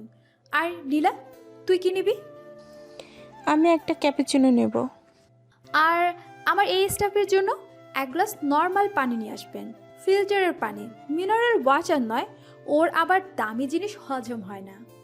মেহেরের এই চরম অপমানজনক কথাটা শুনে নীলার মুখটা লজ্জায় ছোট হয়ে গেল। সে ভাবতেও পারেনি মেহের সবার সামনে কাউকে এইভাবে ছোট করতে পারে। কিন্তু রিয়াদের চেহারায় কোনো পরিবর্তন এলো না। সে যেন কথাই শুনেনি। Okay ma'am. কি হলো মিস্টার বডিগার্ড, কিছু বললেন না যে? তোমার কি ঠান্ডা পানি চলবে না নাকি গরম পানি লাগবে? চিন্তা করো না, বিল আমিই দিব। তোমার স্যালারি থেকে কাটা যাবে না কিন্তু। পানি ঠিক আছে ম্যাডাম, ধন্যবাদ। রিয়াদের এই শান্ত অবিচল প্রতিক্রিয়া মেহারের রাগকে আরও উস্কে দিল। সে বুঝতে পারছিল সাধারণ অপমান বা কথায় এই লোককে কাবু করা যাবে না। ঠিক তখনই পাশের টেবিলে বসা 4-5টা বখাটে ধরনের ছেলে মেহের আর নীলার দিকে তাকিয়ে বাজে মন্তব্য করতে শুরু করলো। প্রথম দিকে তারা ফিসফিস করে বলল, কোনো প্রতিক্রিয়া না পেয়ে তাদের সাহস বেড়ে গেল। এক ছেলে বলে, দোস্ত দেখ দেখ, মাল দুটো দেখ, এক্কেবারে আগুন, কি হট। সাদা ড্রেস পরাটা তো পুরাই পরি। ইস, আমার যদি এমন একটা গার্লফ্রেন্ড থাকতো। হাই বিউটিফুল, একা একা কফি খাচ্ছ? আমাদের সাথে জয়েন করতে পারো, আমাদের টেবিলটা অনেক বড়। ছেলেগুলোর অসভ্য আচরণে নীলা বেশ অস্বস্তিতেই পড়ল। মেহেরের মুখেও ফুটে উঠল বিরক্তির ছাপ। সে ইচ্ছে করে রিয়াদের দিকে তাকালো, দেখতে চাইলো রিয়াদ কি করে। এবার মজাটা দেখবো। দেখি আমার কথা কথিত বেস্ট বডিগার্ড আমাকে কিভাবে প্রোটেক্ট করে। নিশ্চয়ই এখন হিরোর মতো গিয়ে মারামারি শুরু করে দিবে আর একটা সিন ক্রিয়েট হবে। কিন্তু রিয়াদ তার জায়গা থেকে এক চুলও নড়ল না। সে শুধু একবার ঘাড় গড়িয়ে শীতল দৃষ্টিতে ছেলেগুলোর দিকে তাকালো। তার দৃষ্টিতে এমন কিছু ছিল যা দেখে ছেলেগুলোর হাসি মিলিয়ে গেল। কিরে, ওই লোকটা এইভাবে তাকাচ্ছে কেন? কি হয় ওনাদের? আরে ধুর, হবে হয়তো ড্রাইভার বা চামচা টাইপের কিছু। ওর দিকে পাত্তা দিস না, আমরা আমাদের কাজ করি। এই বলে ছেলেটা উঠে দাঁড়িয়ে মেহেরের টেবিলের দিকে এগিয়ে গেল। সে মেহেরের একেবারে কাছে এসে টেবিলের উপর ঝুঁকে পড়ল। কি হলো বেবি ডল, এত ভাব নিচ্ছ কেন? একটু কথা বললে কি তোমার দাম কমে যাবে? নীলা ভয়ে প্রায় জমে গিয়েছিল। মেহেরও কিছুটা ঘাবড়ে গেলেও বাইরে সাহসের ভাবটা বজায় রাখলো। ঠিক সেই মুহূর্তে রিয়াদ চেয়ার ছেড়ে উঠে দাঁড়ালো। সে ছেলেটার আর মেহেরের মাঝখানে এমনভাবে দাঁড়ালো যেন একটা অদৃশ্য দেয়াল তুলে দিয়েছে। ভাই, আপনার কি চোখে কোনো সমস্যা আছে? দেখতে পাচ্ছেন না যে ম্যাডাম আপনাদের সাথে কথা বলতে আগ্রহী নন? তুই আবার কে রে, মাঝখানে হিরো সাজতে এসেছিস? সর সামনে থেকে, নয়তো একটা থাপ্পড়ে তোর সব হিরোগুলো বের করে দেবো। থাপ্পড় তো আপনি দেবেন, কিন্তু তারপর আপনার ডান হাতটা আর থাপ্পড় দেওয়ার মতো অবস্থানে থাকবে কিনা সে ব্যাপারে আমার সন্দেহ আছে, ভেবে দেখুন। রিয়াদ এমনভাবে কথাটা বলল যেন সে কোনো হুমকি দিচ্ছে না, বরং একটা সাধারণ সত্যি ঘটনা বর্ণনা করছে। তার কণ্ঠস্বর নিচু হলো, তাতে এমন এক হিমশীতল কর্তৃত্ব ছিল যে ছেলেটা মুহূর্তের জন্য থমকে গেল। ছেলেটার চোখের দিকে সরাসরি তাকিয়ে বলে, আপনারা যাদের ছেলে তাদের অনেকের বিজনেস ফয়েল আমার স্যারের টেবিলে ধুলো খায়। আমি যদি এখন শুধু একটা ফোন করি তাহলে কাল সকালে আপনাদের বাবারা রাস্তায় নামতে হতে পারে। আপনি কি চান আপনার একটা ছোট ভুলের জন্য আপনার পুরো পরিবারকে তার দাম দিতে হোক? ছেলেটা রিয়াদের পরিচয় নিয়ে ধাঁধায় পড়ে গেল। সে ভাবলো হয়তো কোনো প্রভাবশালী মন্ত্রীর ছেলে বা সেরকমই কিছু। কে আপনার স্যার? সেটা আপনার না জানলেও চলবে। আমি শুধু আপনাকে একটু বন্ধুসুলভ পরামর্শ দিচ্ছি। ভদ্রভাবে নিজের টেবিলে ফিরে যান, কফি শেষ করো আর বেল মিটিয়ে বাড়ি চলে যান। কারণ এই কফি শপের প্রতিটি সিসিটিভি ক্যামেরা এখন আপনাদের দিকেই ফোকাস করা আছে। আর 5 মিনিটের মধ্যে যদি আপনারা এখান থেকে না সরেন তাহলে শুধু পুলিশ নয়, মিডিয়াও এখানে চলে আসবে। বড়লোকের বখাটে সন্তানদের কফি শপে নারী উত্তপ্ত, হেডলাইনটা নিশ্চয়ই খুব আকর্ষণীয় হবে, তাই না? চল দোস্ত, ঝামেলা করে লাভ নেই। লোকটাকে সুবিধার মনে হচ্ছে না। ছেলেগুলো আর কোনো কথা না বলে দ্রুত বিলটা মিটিয়ে প্রায় ছুটে কফি শপ থেকে বেরিয়ে গেল। পুরো ঘটনাটা ঘটলো 5 মিনিটের কম সময়েও। কোনো চিৎকার নেই, কোনো মারামারি নেই, শুধু কথার বুদ্ধিমত্তায় পুরো পরিস্থিতি শান্ত হয়ে গেল। মেহের আর নীলা দুজনে অবাক হয়ে আমার দিকে তাকিয়েছিল, বিশেষ করে মেহের। সে ভেবেছিল আমি হয়তো মারামারি করে একটা বিশ্রী পরিস্থিতি তৈরি করব, কিন্তু আমি যেভাবে কোনো সহিংসতা ছাড়াই শুধু আমার ব্যক্তিত্ব, বুদ্ধি আর শীতল চাহনি দিয়ে পরিস্থিতি সামাল দিলাম তা মেহেরকে গভীরভাবে প্রভাবিত করলো। এই প্রথমবার তার মনে হলো বাবা হয়তো ভুল সিদ্ধান্ত নেননি। এই লোকটা শুধু একজন দেহরক্ষী নয়, তার চেয়েও অনেক বেশি কিছু। এই ঘটনাটি মেহেরের মনে প্রথমবারের মতো রিয়াদের দক্ষতার প্রতি এক ধরনের শ্রদ্ধা এবং তার নিরাপত্তার বিষয়ে এক ধরনের আস্থা তৈরি করে দিল। কিছুক্ষণ পর কফি শপ থেকে বেরিয়ে পার্কিং লট পর্যন্ত পুরো রাস্তাটা ছিল নীরবতায় ঢাকা। মেহেরের বান্ধবী নীলা আগে বিদায় নিয়েছিল, তাই এখন গাড়ির পেছনের সিটে মেহের একা। তার দৃষ্টি জানালার বাইরে স্থির, কিন্তু মন পড়ে আছে কয়েক মিনিট আগে ঘটে যাওয়া ঘটনায়। রিয়াদ নিঃশব্দে শপিং ব্যাগগুলো গাড়ির পেছনে রেখে সামনের প্যাসেঞ্জার সিটে এসে বসলো। ম্যাডাম, এখন কি বাড়ির দিকে যাব? গাড়ি চলতে শুরু করলো। ঢাকার কুখ্যাত বিকেলবেলা ট্রাফিক তখন তার ভয়াবহ রূপ ধারণ করেছে। বনানীর কামাল আতাতুর্ক অ্যাভিনিউতে এসে গাড়িটা পুরোপুরি আটকে গেল। সামনে পেছনে শুধু গাড়ির দীর্ঘ সারি, হর্নের শব্দ আর মানুষের কোলাহল। সময় যেন এখানেই থেমে গেছে। গাড়ির ভেতর এসি চললেও পরিবেশটা ছিল গুমোট। ড্রাইভার বশির চাচা চুপচাপ স্টিয়ারিং ধরে বসে আছেন। রিয়াদ সামনের দিকে তাকিয়ে রাস্তার পরিস্থিতি পর্যবেক্ষণ করছে, যেন কিছুই হয়নি, কিন্তু মেহেরের ভেতরে চলছিল এক নীরব ঝড়। এই অস্বস্তিকর নীরবতা তার কাছে অসহ্যই মনে হচ্ছিল। সে ঠিক করলো এই নীরবতার দেয়াল তাকেই ভাঙতে হবে। তো মিস্টার বডিগার্ড, কফি শপে যা করলে সেটা তো দারুণ একটা পারফরমেন্স ছিল। দেখে তো মনে হলো একেবারে পেশাদার অভিনেতা। এইসব ডায়লগ কি আগে থেকে মুখস্থ করে রাখা, নাকি তাৎক্ষণিকভাবে মাথায় আসে? কথায় কথায় বিজনেস ফাইল, পুলিশ, মিডিয়া, বাবা দারুণ তো। পরিস্থিতি কথা বলেই নেই ম্যাডাম, আর আমি অভিনয় করছিলাম না, যা সত্যি শুধু সেটুকুই বলছিলাম। ওই ছেলেদের একজনের বাবা আসলেই আমার স্যারের একজন ক্লায়েন্ট। তোমার স্যার মানে আমার বাবা? বাবা কবে থেকে ওদের সাথে বিজনেস শুরু করলে? আমি তো কিছুই জানি না। আমি আপনার বাবার কথা বলিনি ম্যাডাম, আমি আমার আগের স্যারের কথা বলছি। ও যাই হোক, তুমি যেভাবে ওদেরকে ভয় দেখালে মনে হচ্ছিল যেন তুমি ওদের 14 গোষ্ঠীর খবর জানো। এত আত্মবিশ্বাস পাও কোথায়? রাস্তার মারামারি করে বুঝি এত অভিজ্ঞতা হয়েছে?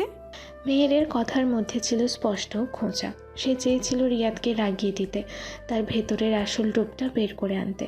ঠোঁটের কোণে এক চেলতে হাসি ফুটিয়ে বলে, শব্দ মাঝে মাঝে ঘুষির চেয়েও জোরে আঘাত করতে পারে ম্যাডাম, আর তাতে জামা কাপড় নষ্ট হওয়ার ভয় থাকে না, লন্ড্রির বিলও বেঁচে যায়। খুব চালাক তুমি, তাই না? আমার কোনো কথাই সরাসরি উত্তর না দিয়ে এড়িয়ে যাও। আচ্ছা সত্যি করে বলো তো, তোমার আসল পরিচয়টা কি? তুমি কোথা থেকে এসেছো? তোমার পরিবারে কে কে আছে? নাকি তুমি সিনেমায় দেখানো ওইসব একাল সুপার হিরো যাদের কোনো অতীত থাকে না? প্রত্যেকের একটা অতীত থাকে ম্যাডাম, আমারও আছে, কিন্তু সেই অতীতটা আমার বর্তমান দায়িত্বের উপর কোনো ছায়া ফেলে না। আর আমার পরিবার তার নিরাপদে আছে, এটাই আমার জন্য যথেষ্ট। আমার কাজের ধরনটাই এমন যে প্রিয় মানুষদের থেকে দূরে থাকতে হয়, এটাই নিয়ম। রিয়াদের কণ্ঠস্বরে প্রথমবারের মতো এক ঝলক বিষণ্ণতা ফুটে উঠল, যা মেহেরের কান এড়ালো না। এই রহস্যময় উত্তরগুলো মেহেরের কৌতূহলগুলোকে আরও বাড়িয়ে দিল। এ লোকটা কে? কেন তার কথায় এত গভীরতা? বাহ, আবারও সিনেমার ডায়লগ। প্রিয় মানুষদের থেকে দূরে থাকতে হয়। দারুণ। তা তোমার এই প্রিয় মানুষ এর তালিকায় কি কোনো বিশেষ মানুষও আছে? মানে কোনো গার্লফ্রেন্ড? নাকি তোমার ওই কাঠখোট্টা স্বভাবের জন্য কোনো মেয়ে তোমাকে আজ পর্যন্ত পাত্তাই দেয়নি? নাকি তোমার চাকরিটা এমন যে প্রেম করার সময় বা সুযোগ কোনোটাই পাওনি? এই প্রশ্নটা করার পর গাড়ির ভেতর যেন নীরবতা আরও গভীর হলো। রিয়াদ কোনো উত্তর দিল না, সে শুধু জানালার বাইরে তাকিয়ে রইল। গাড়িটা তখন এক পথশিশু ফুল বিক্রেতার পাশে এসে থেমেছে। ছেলেটার হাতে এক গুচ্ছ টকটকে লাল গোলাপ। রিয়াদ ফুলগুলোর দিকে এক দৃষ্টিতে তাকিয়েছিল। তার চোখের দৃষ্টি শান্ত কিন্তু গভীর, যেন এই ফুলগুলো তাকে অন্য কোনো জগতে নিয়ে গেছে। ভালোবাসা একটা বিলাসিতা ম্যাডাম, আর আমার মতো মানুষের কাজের ক্ষেত্রে এটা একটা বড় দুর্বলতাও বটে। সৌন্দর্যকে দূর থেকে প্রশংসা করে ভালো, তাকে অধিকার করতে গেলে তাকে রক্ষা করার চিন্তায় নিজের দায়িত্বটাই হয়তো ভুলে যেতে হয়, আর আমার দায়িত্বে ভুল করার কোনো সুযোগ নেই। মেহের রিয়াদের এই অপ্রত্যাশিত গভীর উত্তরে একেবারে স্তব্ধ হয়ে গেল। সে এমন কিছু শোনার জন্য প্রস্তুত ছিল না। সে কিছু বলার আগেই রিয়াদ একটা অদ্ভুত কাজ করে বসলো। সে গাড়ির জানালাটা সামান্য নামিয়ে ফুল বিক্রেতা ছেলেটাকে ইশারা করলো। রিয়াদ বাবা, তুমি কি ফুল কিনবা? রিয়াদ কোনো উত্তর না দিয়ে পকেট থেকে টাকা বের করে ছেলেটার হাত থেকে নিখুঁত একটা লাল গোলাপ কিনে নিল। তারপর জানালাটা আবারও তুলে দিল। মেহের অবাক হয়ে তাকিয়ে রইল। সে ভাবলো রিয়াদ হয়তো ফুলটা তাকিয়ে দেবে। তার বুকের ভেতরটা কেমন যেন ধুপ করে উঠল, কিন্তু রিয়াদ তার দিকে একবারও তাকালো না। সে ফুলটা নিয়ে সামনের ড্যাশবোর্ডের ওপর ঠিক মেহেরের মুখোমুখি করে এমনভাবে রাখলো যেন ফুলটা মেহেরকেই দেখছে। মেহের নিজেকে সামলে নিয়ে কিছুটা তোতলানো গলায় বলল, এটা কিসের জন্য আমাকে দিচ্ছ? গাড়ির ভেতরের পরিবেশটা কেমন যেন থমথমে লাগছিল। ফুল থাকলে নাকি পরিবেশ সুন্দর হয়, তাই রাখলাম। তাছাড়া ছেলেটার হাত থেকে ফুলটা এখনই হয়তো কোনো গাড়ির চাকায় পিছিয়ে যেত। এত সুন্দর একটা জিনিসের এমন অপচয় দেখতে ভালো লাগছিল না। রিয়াদের উত্তরটা ছিল একেবারেই অপ্রত্যাশিত। সে ফুলটা মেহেরকে দেয়নি, আবার পুরোপুরি অস্বীকারও করেনি। তারই রহস্যময় আচরণ মেহেরকে এক অদ্ভুত গোলকধাঁধায় ফেলে দিল। সে কি বলবে কিছুই বুঝতে পারছিল না। তার অহংকারী মনটা এই প্রথমবার কোনো উত্তর খুঁজে পাচ্ছিল না। ঠিক তখনই ট্রাফিক সিগন্যাল সবুজ হলো, গাড়ি আবার চলতে শুরু করলো। মুহূর্তেই সেই জাদুকরী পরিবেশটা ভেঙে গেল। বাকি রাস্তাটা আর কোনো কথা হলো না, কিন্তু এবারে নীরবতাটা আগের মতো অস্বস্তিকর ছিল না, বরং এই নীরবতার মধ্যে ছিল হাজারো না বলা কথা, এক অজানা অনুভূতি। আর ড্যাশবোর্ডে রাখা ওই টকটকে লাল গোলাপটা। মেহের আর চোখে বারবার আয়নায় আমার প্রতিবিম্ব দেখছিল, কিন্তু আমি ছিলাম আগের মতোই নির্বিকার, যেন একটু আগে কিছুই ঘটেনি। মেহেরের মনে প্রথমবার প্রশ্ন জাগলো, এই ছেলেটা আমার সব অপমান নীরবে সহ্য করে, আমার সব বিপদে ঢাল হয়ে দাঁড়ায়, আর এক মুহূর্তে একটা লাল গোলাপ দিয়ে সব সমীকরণ ওলটপালট করে দেয়। সে আসলে কে? কয়েকদিন পরের কথা। সকালের স্নিগ্ধ আলোয় ঝলমল করছে নর্থ সাউথ ইউনিভার্সিটির সুবিশাল ক্যাম্পাস। বন্ধুদের সাথে আড্ডা দিতে দিতে ক্লাসের দিকে এগিয়ে যাচ্ছিল মেহের। সেই দিনের সেই ট্রাফিক জ্যামের ঘটনাটা এখনও তার মাথায় ঘুরপাক খাচ্ছে, বিশেষ করে ড্যাশবোর্ডে রাখা সেই লাল গোলাপটা। বাড়ি ফেরার পর সে কাউকে না জানিয়ে ফুলটা নিজের ঘরে নিয়ে রেখেছিল। রিয়াদ আগের মতোই মেহেরের থেকে নির্দিষ্ট দূরত্ব বজায় রেখে তাকে অনুসরণ করছিল। ক্যাম্পাসের অন্য ছাত্রছাত্রীরা কৌতূহলী দৃষ্টিতে রিয়াদের দিকেই তাকাচ্ছিল। তার ফর্মাল পোশাক আর গম্ভীর উপস্থিতি তাকে সবার থেকে আলাদা করে তুলেছিল। মেহেরের কলেজের বান্ধবী সারা বলল, কি রে মেহের, এই লোকটাকে কয়েকদিন ধরে দেখছি তোর আশেপাশে ঘোরাফেরা করছে, তোর নতুন বয়ফ্রেন্ড নাকি? দেখতে তো একেবারে কোনো কোরিয়ান ড্রামার হিরো। চুপ করবি তুই? ও আমার বয়ফ্রেন্ড হতে যাবে কোন দুঃখে? ও আমার ড্রাইভার কাম বডিগার্ড। বাবা জোর করে ঘাড়ে চাপিয়ে দিয়েছেন। মেহেরের আরেক বন্ধু রাফি বলে, ড্রাইভার না ছাই, এই লোকের হাঁটা চলা তাকানোর ভঙ্গি দেখেছিস? মনে হচ্ছে কোনো স্পেশাল ফোর্সের এজেন্ট। তোর বাবা নিশ্চয়ই সাধারণ কাউকে রাখেননি। লোকটার মধ্যে কেমন যেন একটা ভয়ঙ্কর ব্যাপার আছে।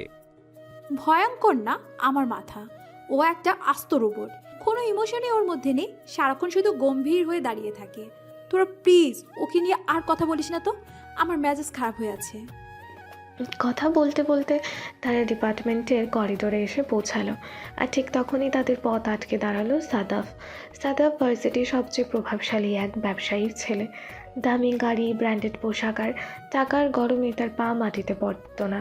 সে অনেক দিন ধরেই মেহেরের পেছনে লেগে আছে, কিন্তু মেহের তাকে এক বিন্দু পাত্তা দেয় না।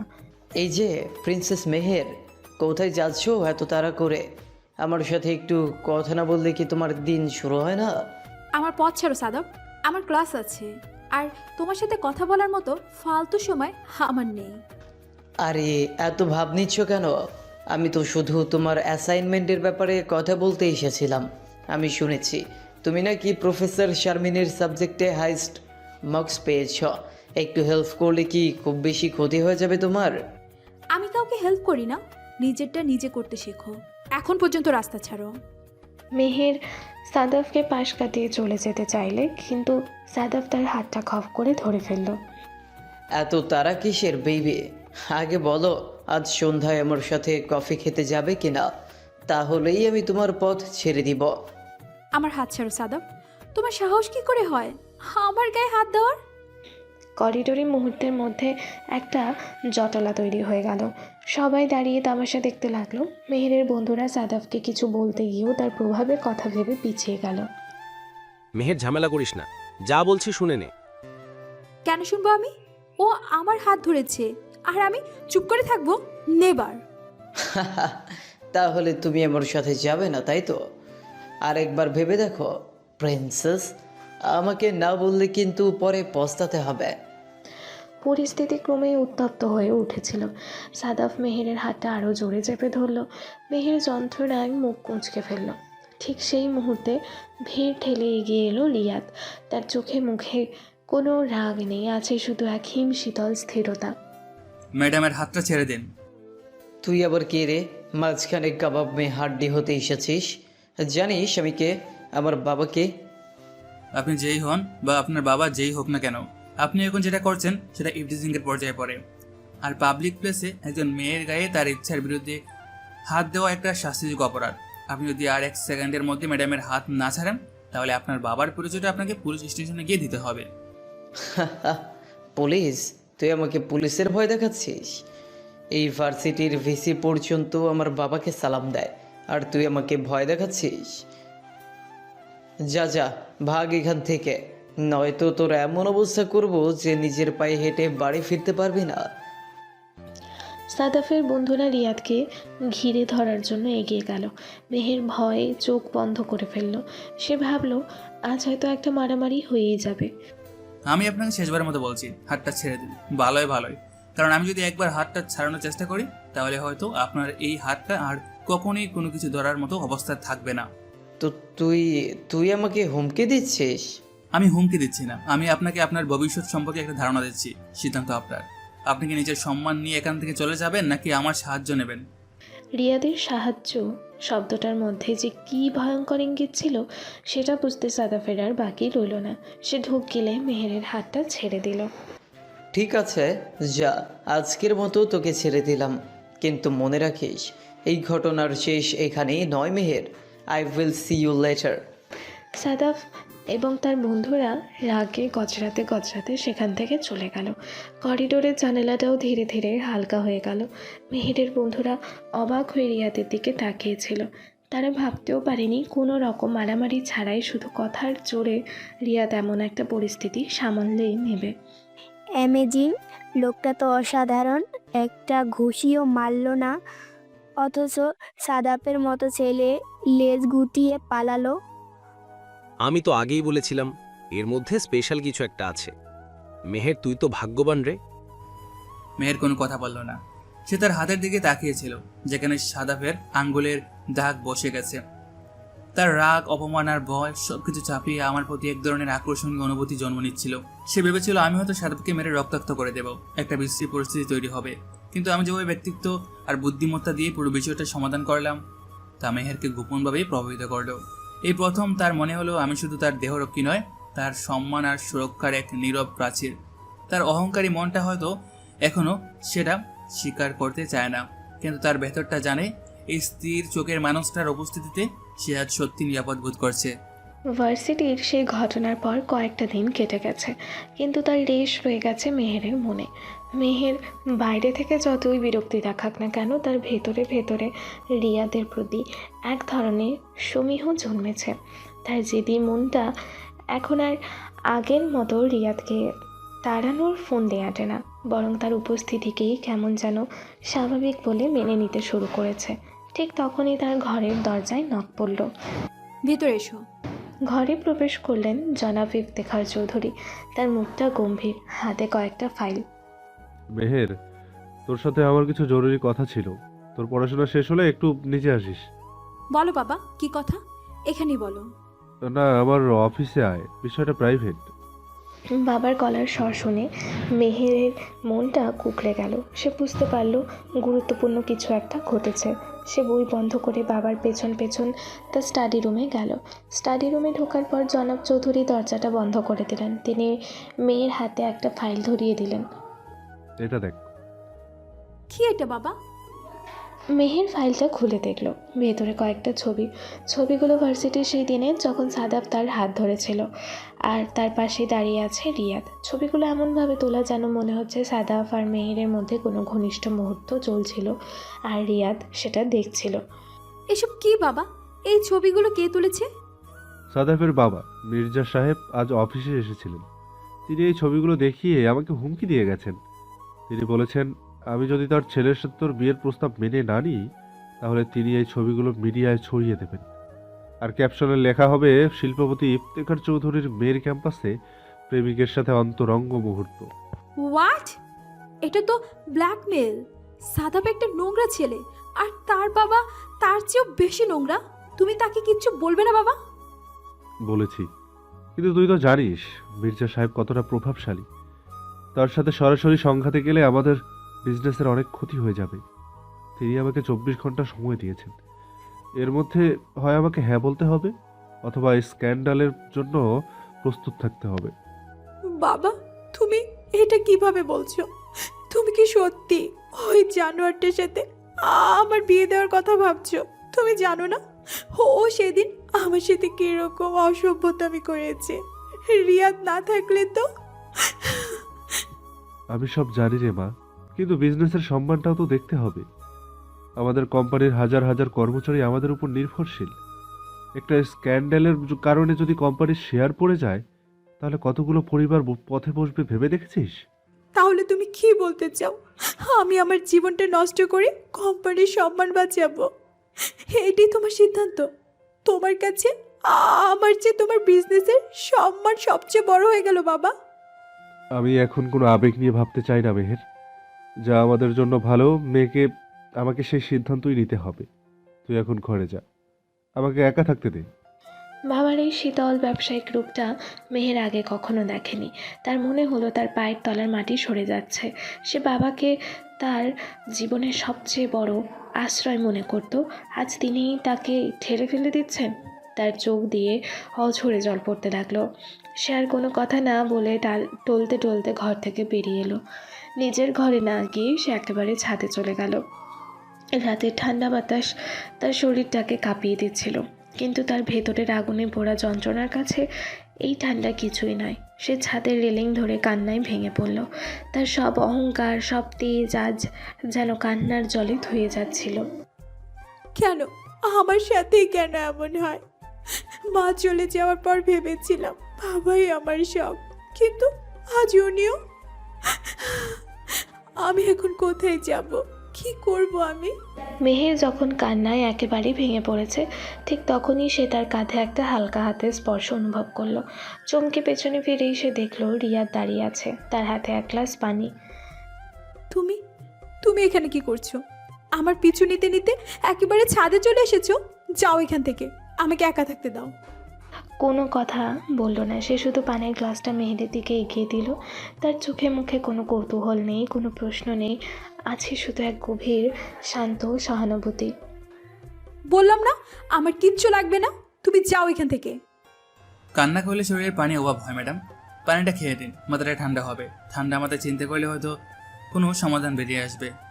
রিয়াদ আর কিছুই বলল না। সে পানির গ্লাসটা পাশে রেখে মেহেরের থেকে কিছুটা দূরে ছাদের অন্য এক কোণায় গিয়ে দাঁড়ালো। সে মেহেরকে তার একাকিত্বে কাঁদার সুযোগ করে দিল, কিন্তু তাকে একা ছেড়ে চলেও গেল না। তার এই নীরব উপস্থিতিটাই যেন মেহেরের জন্য এক বিশাল আশ্রয় হয়ে উঠল। অনেকক্ষণ কাদার পরে মেহের কিছুটা শান্ত হলো। সে উঠে দাঁড়িয়ে দেখলো আমি আগের মতোই দাঁড়িয়ে আছি, রাতের অন্ধকারের সাথে প্রায় মিশে গিয়ে। আমার এই ছোট মানবিক আচরণ কোনো প্রশ্ন না করে, কোনো সান্ত্বনা না দিয়ে শুধু পাশে থাকা মেহেরের মনে এভাবে দাগ কেটে গেল, যা সে হয়তো কোনোদিনও ভুলতে পারবে না। মেহের আর কিছু না বলে তার রুমে চলে আসলো। রাত তখন প্রায় 10টা। নিজের বিশাল বিলাসবহুল গড়ে বসে বইয়ের পাতা উল্টাচ্ছিল মেহের, কিন্তু তার মন ছিল অন্য কোথাও। পড়ার টেবিলের পাশে একটা ছোট্ট ক্রিস্টালের ফুলদানিতে সযত্নে রাখা আছে সেই লাল গোলাপটা। কয়েকদিনে ফাবড়িগুলো কিছুটা শুকিয়ে এলেও তার সৌন্দর্য কমেনি একটু। গোলাপটার দিকে তাকিয়ে বিড়বিড় করে বলে, কি অদ্ভুত লোক, একটা সামান্য ফুল দিয়ে আমার সব চিন্তা ভাবনা উলটপালট করে দিল। কে তুমি রিয়া? কেন তোমাকে আমার আর 10টা সাধারণ বডিগার্ডের মতো মনে হয় না? কেন তোমার এই স্থির চোখের দিকে তাকালে আমার বুকের ভিতরটা কেঁপে ওঠে? কেন তুমি আমার সব অপমান সহ্য করো, আমার সুরক্ষার জন্য দেয়ালের মতো দাঁড়িয়ে থাকো? মেহের আলতো করে গোলাপের একটা পাপড়ি ছুঁয়ে দিল। তার মনে পড়ল আমার সেই কথাটা, সৌন্দর্যকে দূর থেকে প্রশংসা করাই ভালো। তাকে অধিকার করতে গেলে তাকে রক্ষা করার চিন্তায় নিজের দায়িত্বটাই হয়তো ভুলে যেতে হয়। কথাটা ভাবতেই মেহেরের ঠোঁটের কোণে এক চিলতে হাসি ফুটে ওঠে। তুমি কি আমাকেও সেই দূর থেকে প্রশংসা করার মতোই কোনো সুন্দর জিনিস ভাবো রিয়া? তাই নাকি? আমার কাছে আসতে চাও না, নাকি পুরোটাই আমার মনের ভুল? উফ, আমি এসব কি ভাবছি? ও একজন আমার এমপ্লয়, আর কিছুই নয়। কিছুক্ষণ পর বিছানায় শুয়েও মেহেরের চোখে ঘুম আসছিল না। বাবার কথাগুলো বারবার তার কানে বাজছিল। সাদাবের মতো একটা ছেলের সাথে আমার বিয়ের কথা বাবা ভাবতে পারলেন কি করে? এই চিন্তাটা আমাকে কুড়ি কুড়ি খাচ্ছিল। রাত বাড়ার সাথে সাথে আমার অস্থিরতা বাড়ছিল। একসময় ক্লান্তিতে আমার চোখটা লেগে গেল, সেই ঘুম ছিল খুব পাতলা। ঘড়ির কাঁটায় তখন রাত 2:15।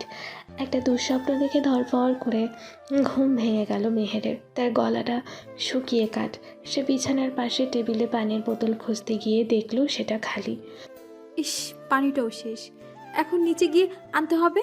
সে অনিচ্ছা সত্ত্বেও বিছানা থেকে নামলো। ঘরটা পুরোপুরি অন্ধকার, শুধু জানালা দিয়ে চাঁদের আবছা আলো এসে পড়েছে। সে ধীর পায়ে বারান্দার দিকে এগিয়ে গেল, দেখতে চাইল বাইরে বৃষ্টি হচ্ছে কিনা। কাঁচের দরজাটা নিঃশব্দে সরিয়ে সে বারান্দায় পা রাখল। ঠান্ডা বাতাসে তার শরীরটা জুড়িয়ে গেল। মেহেরের ঘরটা দোতলায়, বাড়ির পেছনের বাগানটার দিক ঠিক উপরে। বারান্দা থেকে পুরো বাগান আর পেছনের গেস্ট কোয়ার্টারটা পরিষ্কার দেখা যায়। সে রেলিং ধরে দাঁড়িয়ে রাতের নিস্তব্ধতা উপভোগ করার চেষ্টা করছিল। ঠিক তখনই তার চোখ আটকে গেল নিচে। বাগানের ঠিক মাঝখানে সুইমিং পুলের পাশে রাখা একটা বেতের চেয়ারে বসে আছে রিয়াদ, আর কোলে একটা স্লিম ল্যাপটপ, যা স্ক্রিনের আলো তার মুখে এসে পড়েছে। সে গভীর মনোযোগ দিয়ে স্ক্রিনের দিকে তাকিয়ে আছে। এত রাতে ওইখানে কি করছে? ওর তো গেস্ট কোয়ার্টারে থাকার কথা। নাকি বাবার সাথে ঝগড়া করার পর থেকে ও আমার উপর স্পেশাল নজর রাখছে? কিন্তু ল্যাপটপ দিয়ে কি করছে? কৌতূহলবশত মেহের বারান্দার এক কোণায় পিলারের আড়ালে গিয়ে দাঁড়ালো, যাতে রিয়াদ তাকে দেখতে না পায়। সে মন দিয়ে দেখার চেষ্টা করলো রিয়াদ কী দেখছে। প্রথমে আবছা লাগলেও কিছুক্ষণ পর সে যা দেখলো তাতে তার চোখ ছানা বড়া হয়ে গেল। রিয়াদ তার থেকে বেশি দূরে না, তার কথাও শোনা যায় এখান থেকে। রিয়াদের ল্যাপটপের স্ক্রিনে ভাসছে অসংখ্য জটিল গ্রাফ, চার্ট আর লাল সবুজ সংখ্যার সারি, যা ক্রমাগত ওঠানামা করছে। মেহেরের বাবা একজন বিজনেসম্যান হওয়ায় এই ধরনের গ্রাফ তার কাছে পুরোপুরি অচেনা নয়। সে বুঝতে পারলো এটা কোনো আন্তর্জাতিক স্টক মার্কেট বা ফরেক্স ট্রেডিংয়ের লাইভ স্ক্রিন। Stock market? একজন বডিগার্ড এত রাতে স্টক মার্কেট নিয়ে কি করবে? তাও আবার এটা তো NYSE বা NASDAQ এর মতো লাগছে। বাংলাদেশে কোনোটাই নয়। ও কি এসব বোঝে, নাকি কোনো গেম খেলছে?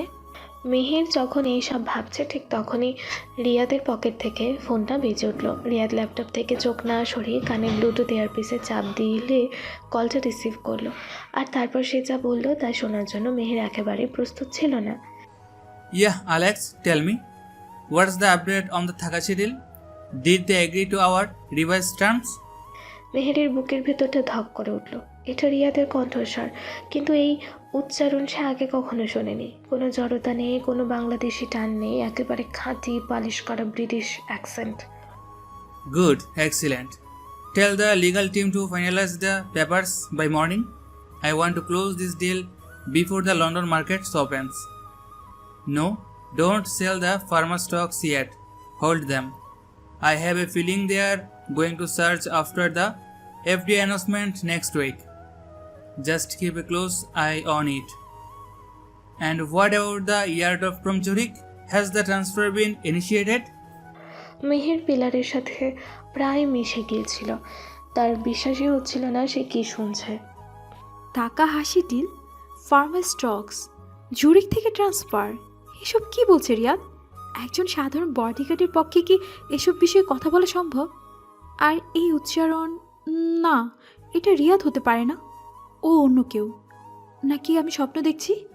ওর কণ্ঠস্বরটা একই, কিন্তু কথা বলার ধরন, শব্দচয়ন, উচ্চারণ সব কিছু আলাদা। কে এই লোকটা? All right, Alex. Good job. Keep me posted. I'll call you back in an hour to discuss the new acquisition plan. Cheers. Riyad ফোনটা কেটে দিয়ে আবারও ল্যাপটপে মনোযোগ দিল। মেহেরের মাথা তখন ঘুরছে। সে আর এক মুহূর্ত সেখানে দাঁড়াতে পারল না। সে নিঃশব্দ পায়ে পায়ে বারান্দা থেকে সরে এসে নিজের ঘরে ঢুকে দরজাটা আটকে দিল। সে হাঁপাচ্ছিল, যেন কোনো ভয়ঙ্কর দৃশ্য দেখে ফেলেছে। সে দ্রুত বিছানায় গিয়ে বসল। তার মাথায় হাজারো প্রশ্ন ঘুরপাক খাচ্ছে। কে এই রিয়াদ? একজন বডিগার্ড এত রাতে ল্যাপটপে আন্তর্জাতিক স্টক মার্কেট কেন দেখবে? সে এত নিখুঁত ব্রিটিশ উচ্চারণে কার সাথে কথা বলছিল? অ্যালেক্সটাকে? তাকাহাশি ডিল, জুরিক, এসবের মানে কি? মুহূর্তের জন্য তার মনে হলো রিয়াদ হয়তো কোনো আন্তর্জাতিক অপরাধ চক্রের সাথে জড়িত, যে বডিগার্ডের ছদ্মবেশে আমাদের বাড়িতে অন্য কোনো উদ্দেশ্যে ঢুকেছে, হয়তো কিডন্যাপিং বা অন্য কিছু। কিন্তু না, যে মানুষটা আমাকে সাদাপের হাত থেকে ওভাবে বাঁচালো, যে আমার কান্নার সময় কোনো প্রশ্ন না করে চুপচাপ পাশে দাঁড়িয়ে রইল, সে খারাপ মানুষ হতে পারে না। তার চোখ দুটো, ওই শান্ত স্থির চোখের আড়ালে কোনো ষড়যন্ত্র থাকতে পারে না। না। মেহেরের মনটা দ্বিধায় ভরে গেল। সে কি বিশ্বাস করবে, তার নিজের কান নাকি তার অনুভূতি? হয়তো আমি ভুল শুনেছি, হয়তো ও অন্য কারোর সাথে কথা বলছিল, অথবা কোনো সিনেমার ডায়লগ প্র্যাকটিস করছিল। আজকাল তো অনেকে বিভিন্ন অ্যাকসেন্ট শেখে, আর স্টক মার্কেটের গ্রাফ, হয়তো ওর এটা শেখার শখ হতেই তো পারে। মেহের তার মনকে জোর করে বোঝানোর চেষ্টা করলো। সে বিষয়টাকে একটা কাকতালীয় ঘটনা ভেবে উড়িয়ে দেওয়ার চেষ্টা করলো, কিন্তু তার মনের গভীরে একেবারে অলক্ষ্যে একটি সন্দেহের ক্ষুদ্র বীজ বপন হয়ে গেল। সে বুঝতে পারলো রিয়াদ নামের এই মানুষটা মানে আমি একটা জীবন্ত রহস্য। আমার সাধারণ পরিচয়ের আড়ালে লুকিয়ে আছে এমন কোনো গল্প যা মেহেরের কল্পনারও বাইরে। এই রাতের ঘটনা মেহেরের মনে আমার প্রতি যে আস্থা জন্মেছিল তাকে এক নতুন কৌতূহল এবং সন্দেহের মুরুকে ডেকে দিল। সে ঠিক করলো এই রহস্যের শেষ তাকে দেখতেই হবে। সে জানতে চায় কে এই প্রহরী, তার আড়ালে লুকিয়ে আছে কোন সত্তা। সেই রাতের রহস্যময় ঘটনার পর প্রায় 1 সপ্তাহ কেটে গেছে। এই কয়েকদিনে মেহেরের পৃথিবীটা অনেকখানি বদলে গেছে। সাদাফের বাবা মির্জা সাহেব তার হুমকি প্রত্যাহার করে নিয়েছেন এক অজানা কারণে। মেহেরের বাবাও আর বিয়ের ব্যাপারে কোনো কথা তোলেননি। বাড়ির পরিবেশটা এখন শান্ত, কিন্তু মেহেরের মনের ভেতরটা আগের চেয়েও বেশি অশান্ত। তার সমস্ত চিন্তা এখন রিয়াদকে ঘিরে। সেই রিয়াদের প্রতিটি পদক্ষেপ, প্রতিটি কথা মনোযোগ দিয়ে লক্ষ্য করে, কিন্তু বাইরে থেকে বোঝার উপায় নেই। রিয়াদও আগের মতোই নির্লিপ্ত, শান্ত আর পেশাদার। শনিবারের এক সন্ধ্যা ঢাকার অভিজাত রেডিসন্স ব্লু হোটেলের বলরুমে চলছে দেশের শীর্ষস্থানীয় ব্যবসায়ীদের এক হাই প্রোফাইল গালা ডিনার। মা, আর কতক্ষণ লাগাবি? সবাই আমাদের জন্য অপেক্ষা করছে। আজ ফেডারেশনের নতুন প্রেসিডেন্ট নির্বাচন, আমার উপস্থিতিটা খুবই জরুরি। এসেছি বাবা, কিন্তু আমি সত্যি যেতে চাই না। এসব বোরিং পার্টি আমার একদম ভালো লাগে না। সবাই শুধু বিজনেস আর টাকার গল্প করে, একটু ইন্টারেস্টিং মানুষ নেই। আজকের দিনটা ম্যানেজ করে নে প্লিজ। অনেক বড় বড় ইনভেস্টররা আসবেন, তোকে সবার সাথে পরিচয় করিয়ে দেওয়া দরকার। আমার পর তোকেই তো সব সামলাতে হবে। সেটা পরেও করা যাবে, আজ আমার মুড নেই। মেহেরের পরনে একটা off shoulder navy blue gown, চুলগুলো সুন্দর করে খোপা করা, কানে হীরের দুল। তাকে দেখাচ্ছিল কোনো রাজকন্যার মতো, কিন্তু তার মুখে ছিল স্পষ্ট বিরক্তির ছাপ। সে সিঁড়ি দিয়ে নামতে গিয়ে থমকে গেল। ড্রয়িং রুমে তার বাবার পাশে দাঁড়িয়ে আছে রিয়াদ, কিন্তু এ কোন রিয়াদ? তার পরনে কোনো ব্লেজার বা সাধারণ শার্ট প্যান্ট নয়, বরং একটা নিখুঁতভাবে ফিট করা ব্র্যান্ডেড কালো স্যুট, সাদা শার্টের সাথে একটা সিল্কের কালো টাই, চুলগুলো পরিপাটি করে আঁচড়ানো। তার পুরো অবয়বে ফুটে উঠেছে এক সহজাত আভিজাত্য, যা মেহের আগে কখনো খেয়াল করেনি। ও মাই গড, হে কি সত্যি রিয়াদ? ওকে তো কোনো হলিউড সিনেমার হিরোর মতো লাগছে। একজন সাধারণ বডিগার্ডের পক্ষে এত দামি স্যুট পরা বা নিজেকে এভাবে ক্যারি করা কিভাবে সম্ভব? কিরে, ওখানে দাঁড়িয়ে পড়লি কেন? আয়, রিয়াদও আজ আমাদের সাথে যাবে। এত বড় পার্টিতে সিকিউরিটি থাকা ভালো। ও আমাদের সাথে যাবে এই পোশাকে? এই ধরনের অনুষ্ঠানে ফর্মাল ড্রেস কোড মেনে চলতে হয় ম্যাডাম, নয়তো ভিড়ের সাথে মিশে থাকা যায় না, যা নিরাপত্তার জন্য ঝুঁকিপূর্ণ। রিয়াদের যুক্তিটা একেবারেই নিখুঁত, কিন্তু মেহেরের মন মানছিল না। তার মনে হচ্ছিল এই লোকটার প্রতিটি কথাই যেন কোনো গভীর রহস্যের ইঙ্গিত দেয়। রেডিসনের বলরুমে প্রবেশ করতেই সব আলো যেন তাদের উপর এসে পড়ল। সবাই জনাব ইফতেখার চৌধুরী এবং তার সুন্দরী মেয়ের দিকেই তাকিয়েছিল। রিয়াদ নিঃশব্দে তাদের পেছনে কিছুটা দূরত্ব বজায় রেখে হাঁটছিল, কিন্তু তার উপস্থিতিটা ছিল চোখে পড়ার মতো। অনেকেই কৌতূহলী দৃষ্টিতে তাকাচ্ছিল তার দিকে। একজন ব্যবসায়ী বললেন, ইফতেখার সাহেব, আপনার মেয়ে তো মাশাআল্লাহ দিন দিন আরো সুন্দর হয়ে উঠছে।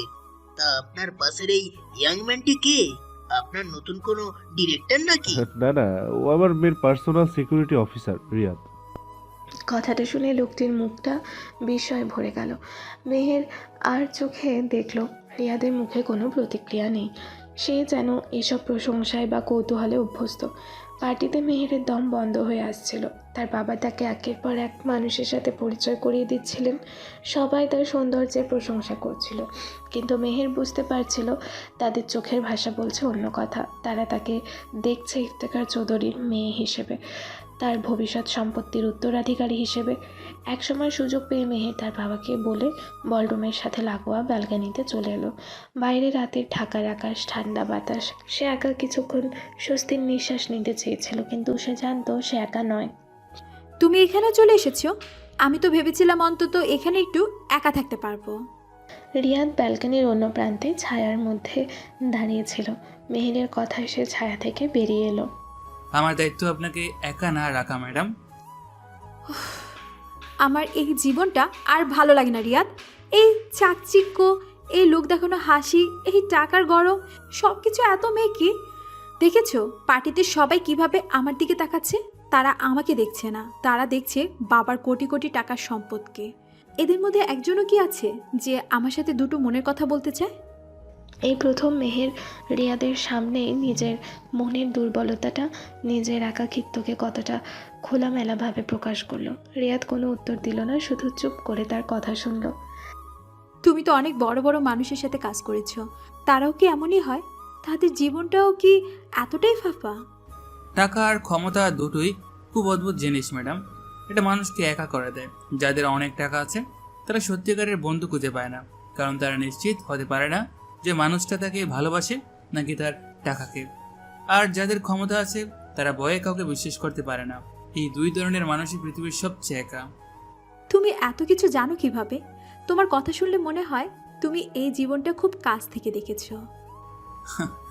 দেওয়ালেরও কান থাকে ম্যাডাম, আর আমি তো একজন জলজান্ত মানুষ। সারাদিন যাদের পাশে থাকি তাদের জীবন দেখতে দেখতে, তাদের কথা শুনতে শুনতে অনেক কিছু শেখা হয়ে যায়। ঠিক তখনই ব্যালকনিতে প্রবেশ করলো পার্টির সবচেয়ে আলোচিত চরিত্র আরমান খান। আরমান খান খুব অল্প বয়সে রিয়েল এস্টেট ব্যবসায় অভাবনীয় সাফল্য পেয়েছে। সবাই তাকে গোল্ডেন বয় বলে ডাকে, কিন্তু তার অহংকার আর অভদ্র আচরণের জন্য তার দুর্নামও কম নয়। ওয়েল ওয়েল ওয়েল, দেখুন কে এখানে একা দাঁড়িয়ে আছে। The princess Meher. আপনাকে আচ্ছা লাগছে না? একেবারে পরীর মতো। ধন্যবাদ মিস্টার খান। আরে মিস্টার খান বলছেন কেন? আমাকে শুধু আরমান বলে ডাকুন। আমি তো আপনার বাবার বিজনেসের একজন বড় ফ্যান। ভাবছি আপনাদের কনস্ট্রাকশনের প্রজেক্টে একটা বড় ইনভেস্টমেন্ট করব। কি বলেন ইফতেখার সাহেব, কি রাজি হবেন? এসব বিষয়ে বাবা ভালো বলতে পারবেন, আপনি তার সাথে কথা বলুন। তার সাথে তো বলবই, কিন্তু তার আগে আপনার সাথে একটু পরিচিত হতে চাই। চলুন, আমার সাথে এক ড্রিঙ্কস নেবেন। এখানকার ককটেলগুলো নাকি দারুণ। দুঃখিত, আমি ড্রিঙ্কস করি না। আরে, এক পেক শ্যাম্পনে কিছুই হয় না। চলুন তো, এত সুন্দর একটা রাত আর আপনি এখানে একা দাঁড়িয়ে থাকবেন, এটা হতে পারে না। আরমান খান প্রায় জোর করেই মেহেরের হাত ধরতে যাচ্ছিল। মেহের অস্বস্তিতে পিছিয়ে গেল, আর ঠিক সেই মুহূর্তে রিয়াদ নিঃশব্দে তার মাঝখানে এসে দাঁড়ালো। আমার মনে হয় ম্যাডাম তার উত্তরটা আপনাকে দিয়ে দিয়েছেন মিস্টার খান। আর তুমি কে? হ্যাঁ, এত সাহস কোত্থেকে পেলে আমার কথার মাঝখানে কথা বলার? সিকিউরিটি, এই লোকটাকে এখান থেকে বের করে দাও। আরমান খান চিৎকার করলেও কোনো সিকিউরিটি এলো না, কারণ রিয়াদের দাঁড়ানো ভঙ্গি আর চোখের দৃষ্টিতে এমন কিছু ছিল যা তাকেও থামিয়ে দিয়েছিল। আরমান খান, খান কনস্ট্রাকশন। গত বছর আপনি দুবাই থেকে যে গোল্ড ইলিগেলি ইম্পোর্ট করেছিলেন সেটার কাস্টমস ফাইলটা কিন্তু এখনও ক্লোজ হয়নি। আর আপনার যে নতুন প্রজেক্টটা রাজুকের পারমিশন ছাড়াই 5 তলা বেশি তুলে ফেলেছেন, সে খবরটা যদি কোনোভাবে মিডিয়ার কাছে চলে যায় তাহলে আপনার গোল্ডেন বয় ইমেজটা ওয়ান্টেড ক্রিমিনাল হতে কিন্তু বেশি সময় লাগবে না। রিয়াদের কথা শুনে আরমান খানের মুখের হাসিটা বরফের মতো জমে গেল। তার চোখ দুটো ভয় বড় বড় হয়ে গেল। সে কিছুতেই বুঝতে পারলো না তার এত গোপন খবর এই সাধারণ দেখতে লোকটা জানলো কি করে। তো তুমি তুমি এসব কি বলছো? এসব মিথ্যা কথা। আমি কি সত্যি বলছি না মিথ্যা বলছি সেটা পরীক্ষা করার জন্য আপনি একটা ফোন করতেই পারেন আপনার আইনজীবীকে, অথবা আপনি একজন ভদ্রলোকের মতো ম্যাডামের কাছে ক্ষমা চেয়ে এখান থেকে চলে যেতে পারেন। সিদ্ধান্ত আপনার মিস্টার খান। সময় কিন্তু খুব দ্রুত চলে যায়। আরমান খান আর এক মুহূর্তও দাঁড়ালো না। সে প্রায় দৌড়ে ব্যালকনি থেকে বেরিয়ে গেল, যাওয়ার আগে একবার ভীত দৃষ্টিতে রিয়াদের দিকে তাকিয়ে। মেহের পুরো ঘটনাটা দেখছিল আর শুনছিল। সে বিস্ময়, কৌতূহল আর এক অজানা শ্রদ্ধায় একেবারে স্তব্ধ হয়ে গিয়েছিল। তুমি তুমি কিভাবে জানলে এসব? আরমান খানের এত ভেতরের খবর তুমি? আমার কাজ শুধু আপনাকে শারীরিক আক্রমণ থেকে বাঁচানো নয় ম্যাডাম, আপনার সম্মান এবং মানসিক শান্তিকে আঘাত করতে পারে এমন যে কোনো পরিস্থিতি থেকে আপনাকে দূরে রাখাও আমার দায়িত্ব, আর তার জন্য কিছু হোমওয়ার্ক তো করতেই হয়। রিয়াদের এই উত্তর মেহেরের মনে জমে থাকা সন্দেহের আগুনে ঘি ঢাললো।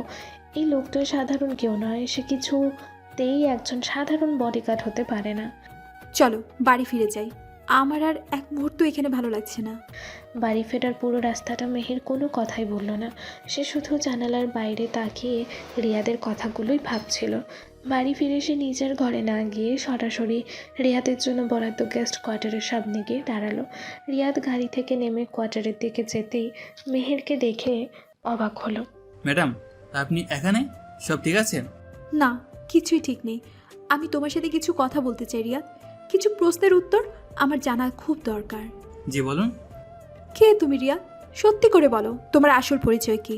তুমি একজন সাধারণ বডিগার্ড নও, এটা আমি এখন নিশ্চিত। তোমার কথা বলার ধরন, তোমার আচরণ, তোমার জ্ঞান সব কিছু একজন সাধারণ দেহরক্ষীর সাথে মেলে না। আর আজ পার্টিতে তুমি আরমান খানের ব্যাপারে যা যা বললে, এসব তথ্য তোমার জানার কথা নয়। প্লিজ আমাকে সত্যিটা বলো। কিছু প্রশ্নের উত্তর না জানাই বলো ম্যাডাম, তাদের জীবনটা অনেক সহজ থাকে।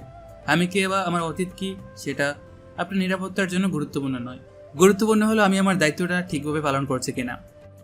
না, এটা আমার জন্য গুরুত্বপূর্ণ, কারণ আমি আর পারছি না। তোমার ওই রহস্যময় আচরণ আমাকে পাগল করে দিচ্ছে। সেই রাতে ব্রিটিশ অ্যাকসেন্ট, স্টক মার্কেটের গ্রাফ আর আজকের ঘটনা সব কিছু মিলে আমার মাথায় জট পেকে যাচ্ছে। আমি জানতে চাই। আপনি যা ভাবছেন আমি তা নই ম্যাডাম। আমার জীবনটা আপনার কল্পনার চেয়ে অনেক বেশি জটিল। আপনি যদি সত্যিটা জানেন তাহলে হয়তো আমার এই চাকরিটা থাকবে না, আর আমি সেটা চাই না। কেন চাও না? এই সামান্য বডিগার্ডের চাকরিটার জন্য তোমার এত মায়া? চাকরিটার জন্য নয় ম্যাডাম, চাকরির দায়িত্বে থাকা মানুষটার জন্য।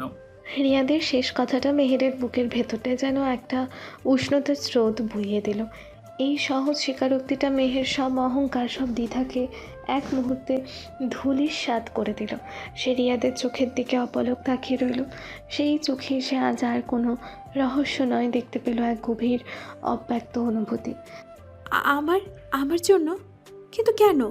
আমি তো তোমার সাথে শুধু খারাপ ব্যবহারই করেছি, তোমাকে অপমান করেছি, তোমার কাজকে কঠিন করে তুলেছি। এরপরও কিছু প্রশ্নের উত্তর কথা দেওয়া যায় না ম্যাডাম। তাহলে কিভাবে দেবে? আমি তো কিছুই বুঝতে পারছি না রিয়া। তোমার পৃথিবীটা এত রহস্যময় কেন? কেন তুমি নিজেকে এভাবে লুকিয়ে রাখো?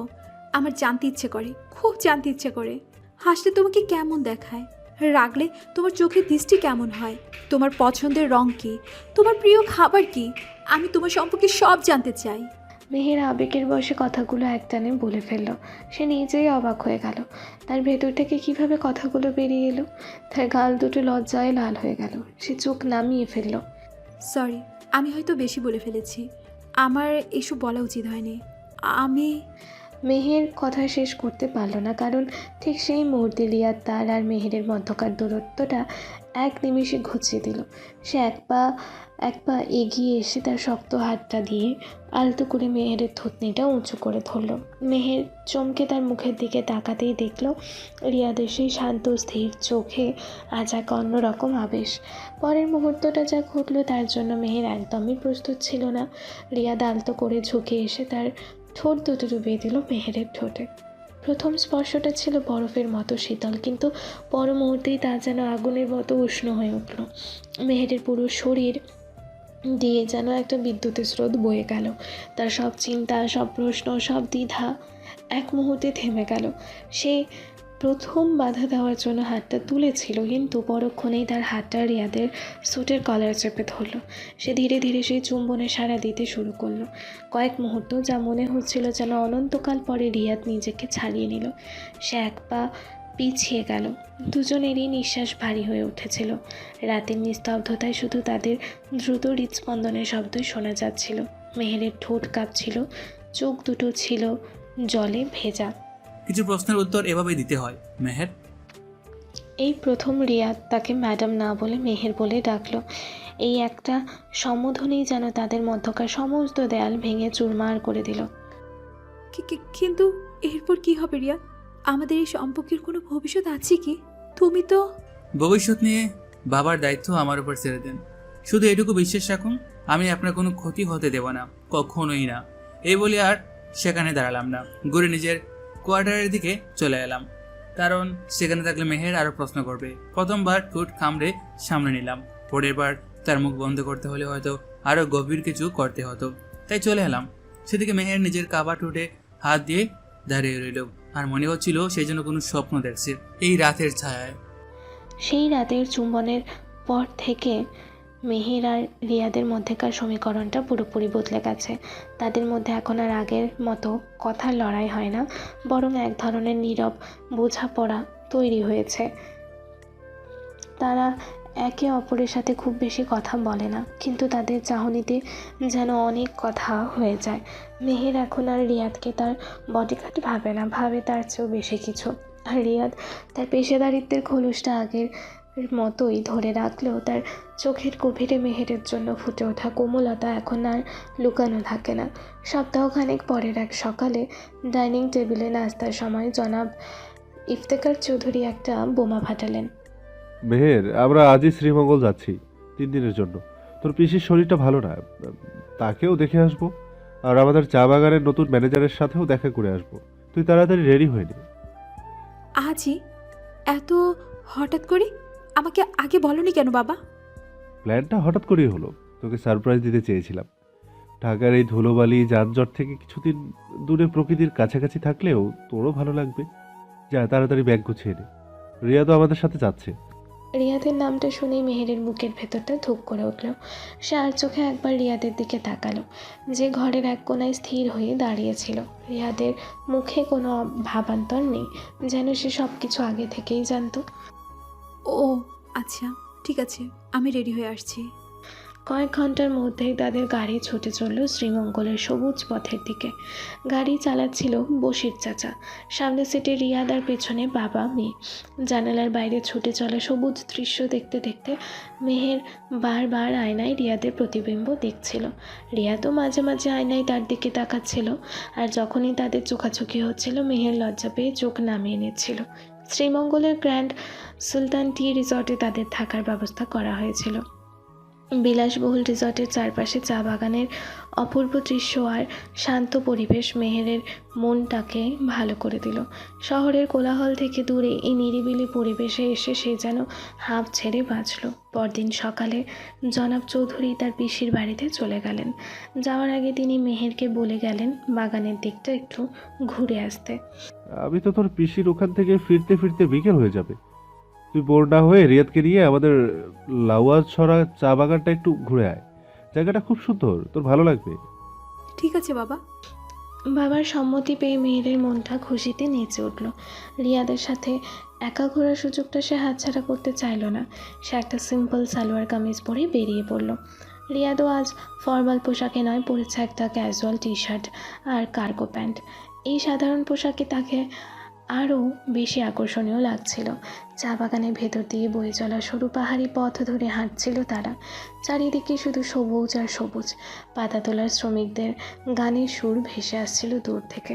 মেহের মুগ্ধ হয়ে চারপাশের প্রকৃতি দেখছিল আর রিয়াদ সতর্ক দৃষ্টিতে চারপাশটা পর্যবেক্ষণ করছিল। জায়গাটা কি সুন্দর, তাই না রিয়া? মনে হচ্ছে যেন কোনো শিল্পীর আঁকা ছবি। আমার তো ঢাকা ফিরতে ইচ্ছে করছে না। হ্যাঁ, খুব শান্ত পরিবেশ। তোমার কি কখনো এমন জায়গায় একা একা হারিয়ে যেতে ইচ্ছে করে, যেখানে কোনো ফোন থাকবে না, কোনো কাজ থাকবে না, শুধু তুমি আর এই প্রকৃতি থাকবে? মাঝে মাঝে করে, কিন্তু আমার মতো মানুষদের জন্য হারিয়ে যাওয়াটাও এক বিলাসিতা। আমাদের সব সময় পথের উপরেই থাকতে হয়। কথা বলতে বলতে তারা বাগানের অনেক গভীরে চলে এসেছিল। কোনো পথ দিয়ে এসছে তার খেয়াল করেনি। হঠাৎ করে আকাশ কালো করে মেঘ জমতে শুরু করলো। দেখতে দেখতে ঝুম বৃষ্টি নামলো। বৃষ্টি নামলো, এখন কি হবে? আমরা তো অনেক দূরে চলে এসেছি, ফেরার পথও তো আমি চিনতে পারছি না। শহুরে জীবনে অভ্যস্ত মেহের এই আকস্মিক পরিবর্তনে ভয় পেয়ে গেল। বৃষ্টির বেগ ক্রমেই বাড়ছিল, চারিদিকে অন্ধকার হয়ে আসছিল। ভয় পাবেন না, আমার সাথে আসুন। রিয়াদ মেহেরের হাতটা শক্ত করে ধরল। তার হাতের উষ্ণ স্পর্শে মেহেরের ভয়টা কিছুটা কমে এলো। রিয়াদ চারিদিকে তাকিয়ে দ্রুত পরিস্থিতি বোঝার চেষ্টা করলো। এদিকে কাছে একটা পরিত্যক্ত টি শার্ট থাকার কথা, চলুন ওখানে আশ্রয় নেওয়া যাবে। তুমি কিভাবে জানো? আসার আগে আমি পুরো এলাকার ম্যাপটা স্টাডি করে নিয়েছিলাম। এটা আমার কাজের একটা অংশ। রিয়াদ মেহেরকে নিয়ে প্রায় দৌড়ে পাহাড়ি ঢাল বেয়ে নিচের দিকে নামতে লাগলো।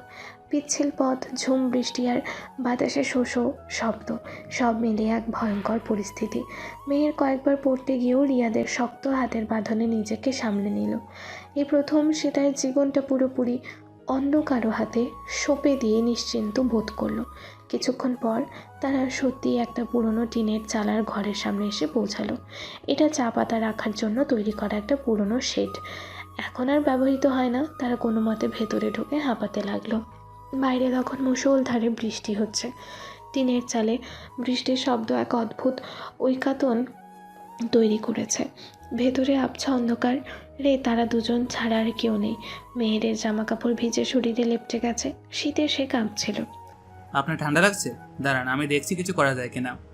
রিয়াদ শেডের এক কোনায় পড়ে থাকা কিছু শুকনো ডালপালা আর পাতা জোগাড় করলো। তারপর পকেট থেকে একটা ওয়াটারপ্রুফ লাইটার বের করে আগুন জ্বালিয়ে ফেললো। মুহূর্তের মধ্যে ছোট ঘরটা আগুনের হলদে আলোয় আর উষ্ণতায় ভরে উঠল। তুমি তোমার সাথে লাইটারও রাখো? একজন ভালো বডিগার্ডকে সব ধরনের পরিস্থিতির জন্য প্রস্তুত থাকতে হয়। কখন কি দরকার পড়ে বলা তো যায় না। মিথ্যা কথা, আমার মনে হচ্ছে তুমি সিগারেট খাও। জি না ম্যাডাম, আমি সিগারেট খাই না। লাইটার যারা রাখে তারা অবশ্যই সিগারেট খায়, মেয়েদের সামনে সাধু সাজার চেষ্টা করে। আমি সিগারেট খাই না। আচ্ছা, মানলাম আমি সিগারেট খাই, তো আপনার কি কোনো সমস্যা? আমার কেন সমস্যা হবে? সিগারেট খাওয়া স্বাস্থ্যের জন্য ক্ষতিকর, আর আমি চাই না আমার বডিগার্ডের স্বাস্থ্যের কোনো ক্ষতি হোক। ক্ষতি হলে আমার হবে, আর এগুলো কথা আমার কাজের মধ্যে পড়ে না, তাই না? হয়েছে হয়েছে, আর লেকচার দিতে হবে না। মেহের আগুনের পাশে এসে বসলো। আগুনের উষ্ণতায় তার কাঁপুনিটা ধীরে ধীরে কমে এলো। সে কৃতজ্ঞ দৃষ্টিতে রিয়াদের দিকে তাকালো। আজ রিয়াদ না থাকলে কি হতো, এটা ভেবেই তার শরীরটা শিউরে উঠল। ধন্যবাদ রিয়াদ, আজ তুমি না থাকলে আমি... এটা আমার দায়িত্ব ছিল। না, এটা শুধু দায়িত্ব ছিল না, তুমি যেভাবে আমাকে আগলে রেখেছো। ধন্যবাদ শব্দটা হয়তো খুব ছোট হয়ে যাবে। ঘরের ভেতর তখন এক অদ্ভুত নীরবতা। বাইরে বৃষ্টির শব্দ আর ভেতরে আগুনের হালকা পটপট আওয়াজ। এই নির্জন মুহূর্তে তাদের মধ্যকার সব আনুষ্ঠানিকতার দেয়াল যেন ভেঙে পড়ল। আগুনের দিকে তাকিয়ে নিচু স্বরে বলল, জানো রিয়াদ, আমার জীবনটা বাইরে থেকে দেখতে খুব সুন্দর, তাই না? বাবার অনেক টাকা, কোনো কিছুর অভাব নেই, কিন্তু আমি ভেতর থেকে একদম একা। মা চলে যাওয়ার পর থেকে বাবা বিজনেসে এত ব্যস্ত হয়ে পড়লেন যে আমাকে দেওয়ার মতো সময় তার ছিল না। আমার বন্ধু আছে, কিন্তু তারা আমার বন্ধু নাকি আমার টাকার বন্ধু আমি জানি না। মাঝে মাঝে মনে হয় এই পৃথিবীতে ট্রুলি আমার বলার মতো কেউই নেই। মেহের তার জীবনের সবচেয়ে গোপন কষ্টটা আজ রিয়াদের সামনে তুলে ধরল। তার চোখ দিয়ে টপ টপ করে পানি গড়িয়ে পড়ছিল। আপনি একা নন। মানে আমিও আপনার মতোই একা, হয়তো আপনার চেয়েও বেশি। তোমার ফ্যামিলির কথা বলো, তোমার বাড়িতে কে কে আছে? সেই দিন জিজ্ঞেস করাতে কিচ্ছু বলনি। রিয়াদ আগুনের দিকে তাকিয়ে একটা করুণ বানানো গল্প বলতে শুরু করলো। তার কণ্ঠস্বর ছিল বিষণ্ণ। আমার কেউ নেই, আমি একটা এতিমখানায় বড় হয়েছি। বাবা মা কে আমি জানি না। ছোটবেলা থেকে নিজের লড়াইটা নিজেই করতে হয়েছে। রাস্তায় মারামারি করে ছোটখাটো কাজ করে বড় হয়েছে। তারপর একদিন আর্মির এক অবসরপ্রাপ্ত কর্নেলের সাথে দেখা হয়। তিনি আমাকে ট্রেনিং দিয়ে এই লাইনে নিয়ে আসেন। আমার কোনো অতীত নেই, কোনো ভবিষ্যৎ নেই, শুধু বর্তমানটাই আছে। আর সেটা বর্তমানে আমি আপনার নিরাপত্তার দায়িত্বে আছি। রিয়াদের করুণ গল্পটা শুনে মেহেরের মনটা কান্নায় ভরে গেল। তার নিজের কষ্টটাকে রিয়াদের কষ্টের কাছে খুব তুচ্ছ মনে হলো। সে ভাবতেও পারেনি এই শান্ত দৃঢ় মানুষটার ভেতরে একটু বড় একটা ঝড় বয়ে গেছে। তার মনে রিয়াদের জন্য গভীর সহানুভূতি আর মমতা জন্মালো। আমি খুব দুঃখিত রিয়াদ, আমি না জেনে তোমাকে। দুঃখিত হওয়ার কিছু নেই, এটাই আমার জীবন, আমি এতে অভ্যস্ত। মেহের আর নিজেকে সামলাতে পারল না। সে আরেকটু এগিয়ে গিয়ে আলতো করে রিয়াদের হাতটা ধরলো। রিয়াদ চমকে তার দিকে তাকালেও হাতটা সরিয়ে নিল না। তুমি আর একা নও রিয়াদ, আজ থেকে আমি তোমার বন্ধু। তোমার সব কষ্টের কথা তুমি আমাকে বলতে পারো। বন্ধু? একজন কোটিপতির মেয়ের সাথে আমার মতো একজন এতিমের বন্ধুত্ব, এটা কি মানা চায় মেহের? কেন মানবে না? বন্ধুত্ব কি স্ট্যাটাস দেখে হয়? বন্ধুত্ব হয় মন থেকে। আর আমার মন বলছে তোমার মতো একজন ভালো বন্ধু পাওয়া ভাগ্যের ব্যাপার। কিন্তু আমি তো তোমার একজন কর্মচারী, আমার দায়িত্ব তোমাকে রক্ষা করা, তোমার বন্ধু হওয়া নয়। তাহলে কি তুমি আমার বন্ধু হতে চাও না? আমার হাতটা ছেড়ে দেবে? তোমার হাত ছাড়ার জন্য ধরিনি মেহের। তাহলে চুপ করে কেন আছো? ভাবছি ভাগ্য আমার সাথে কি অদ্ভুত খেলা গেছে। যার ছায়া পর্যন্ত স্পর্শ করার অধিকার আমার নেই, আজ তার পুরো অস্তিত্বটা আমার হাতের মুঠোয়। আমি তোমার হাতের মুঠোই নই রিয়াদ, আমি তোমার পাশে আছি, তোমার ছায়া হয়ে থাকতে চাই। দেবে আমাকে সেই অধিকার? তুমি যা চাইছো তার পরিণতির কথা একবার ভেবে দেখেছো? এটা একটা আগুন মেহের, এই আগুনে তুমি পুড়ে ছাই হয়ে যাবে। যদি সেই আগুনে তোমার ছায়া থাকে তাহলে পুড়তেও রাজি আছি আমি। তুমি কি জানো, যেদিন থেকে তুমি আমার জীবনে এসেছো আমার পৃথিবীটা ওলটপালট হয়ে গেছে। আমার অহংকার, আমার জেদ, সব কিছু তোমার এই শান্ত চোখের সামনে এসে হেরে যায়। এটা হয়তো শুধু তোমার মোহ, পরিস্থিতি তোমাকে দুর্বল করে দিয়েছে, তাই হয়তো আমাকে তোমার আশ্রয় মনে হচ্ছে। বৃষ্টি থেমে গেলে, এই আগুন নিভে গেলে, তখন হয়তো তুমি আবার আগের মেহের হয়ে যাবে। কখনই না। এই বৃষ্টি, এই আগুন, এই মুহূর্ত আমি কোনোদিনও ভুলবো না। তুমিও কি ভুলে যাবে? আমার এই জীবনে ভোলার মতো কিছুই ঘটেনি মেহের। যা ঘটেছে তার সবই মনে রাখার মতো, কষ্টের কিন্তু মনে রাখার মতো। আজকের দিনটাও হয়তো সেই তালিকাতেই যুগ হবে। না রিয়াদ, আজকের দিনটা কষ্টের নয়, আজকের দিনটা অন্যরকম। আচ্ছা, আমার একটা প্রশ্নের উত্তর দেবে কি? বলো। সেই রাতে তুমি আমাকে চুমু খেয়েছিলে কেন?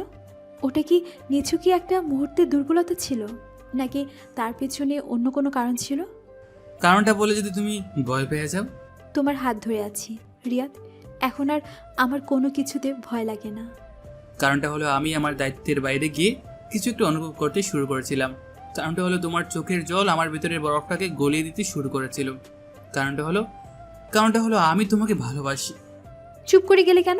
বলো প্লিজ, কথাটা শেষ করো রিয়াদ। কিছু কথা শেষ না করে ভালো মেহের, তাদের প্রত্যাশা তৈরি হয় না, আর প্রত্যাশা ভাঙার কষ্ট খুব ভয়ঙ্কর। যদি আমি বলি আমারও একই প্রত্যাশা, যদি আমি বলি আমিও তোমার ওই না বলা কথাটা শুনতে চাই, যদি আমি বলি আমিও তোমাকে ভালোবাসি। এভাবে বলো না মেহের প্লিজ। তুমি জানো না তুমি কার সাথে কথা বলছো। আমার কোনো পরিচয় নেই, কোনো ভবিষ্যৎ নেই। আমি তোমাকে কিছুই দিতে পারবো না। আমার কিচ্ছু চাই না রিয়াদ, শুধু তোমাকে চাই, তোমার সঙ্গ চাই। তুমি থাকবে তো আমার পাশে সারা জীবন?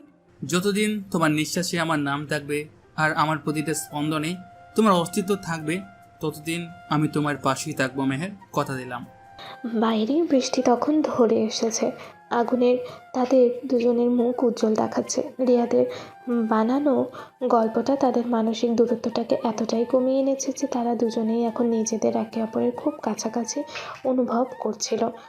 এই বিপদের মুহূর্ত, এই নির্জন আশ্রয় আর এই ব্যক্তিগত গল্প সব মিলিয়ে তাদের মধ্যে এক গভীর আস্থার সম্পর্ক তৈরি করে দিল, যা হয়তো সাধারণ পরিস্থিতিতে কখনোই সম্ভব হতো না।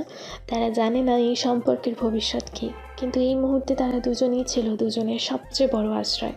শ্রীমঙ্গল থেকে ফেরার পর মেহের আর আমার সম্পর্কটা একটা নতুন মাত্রা পেয়েছে। আমাদের মধ্যে এখন আর কোনো দেয়াল নেই, আছে শুধু এক নীরব ভালোবাসা আর গভীর বিশ্বাস। মেহের এখন আমার বানানো এতিমখানার গল্পটা কি সত্যি বলে জানে, এবং আমার জন্য তার মনে রয়েছে অপরিসীম মমতা।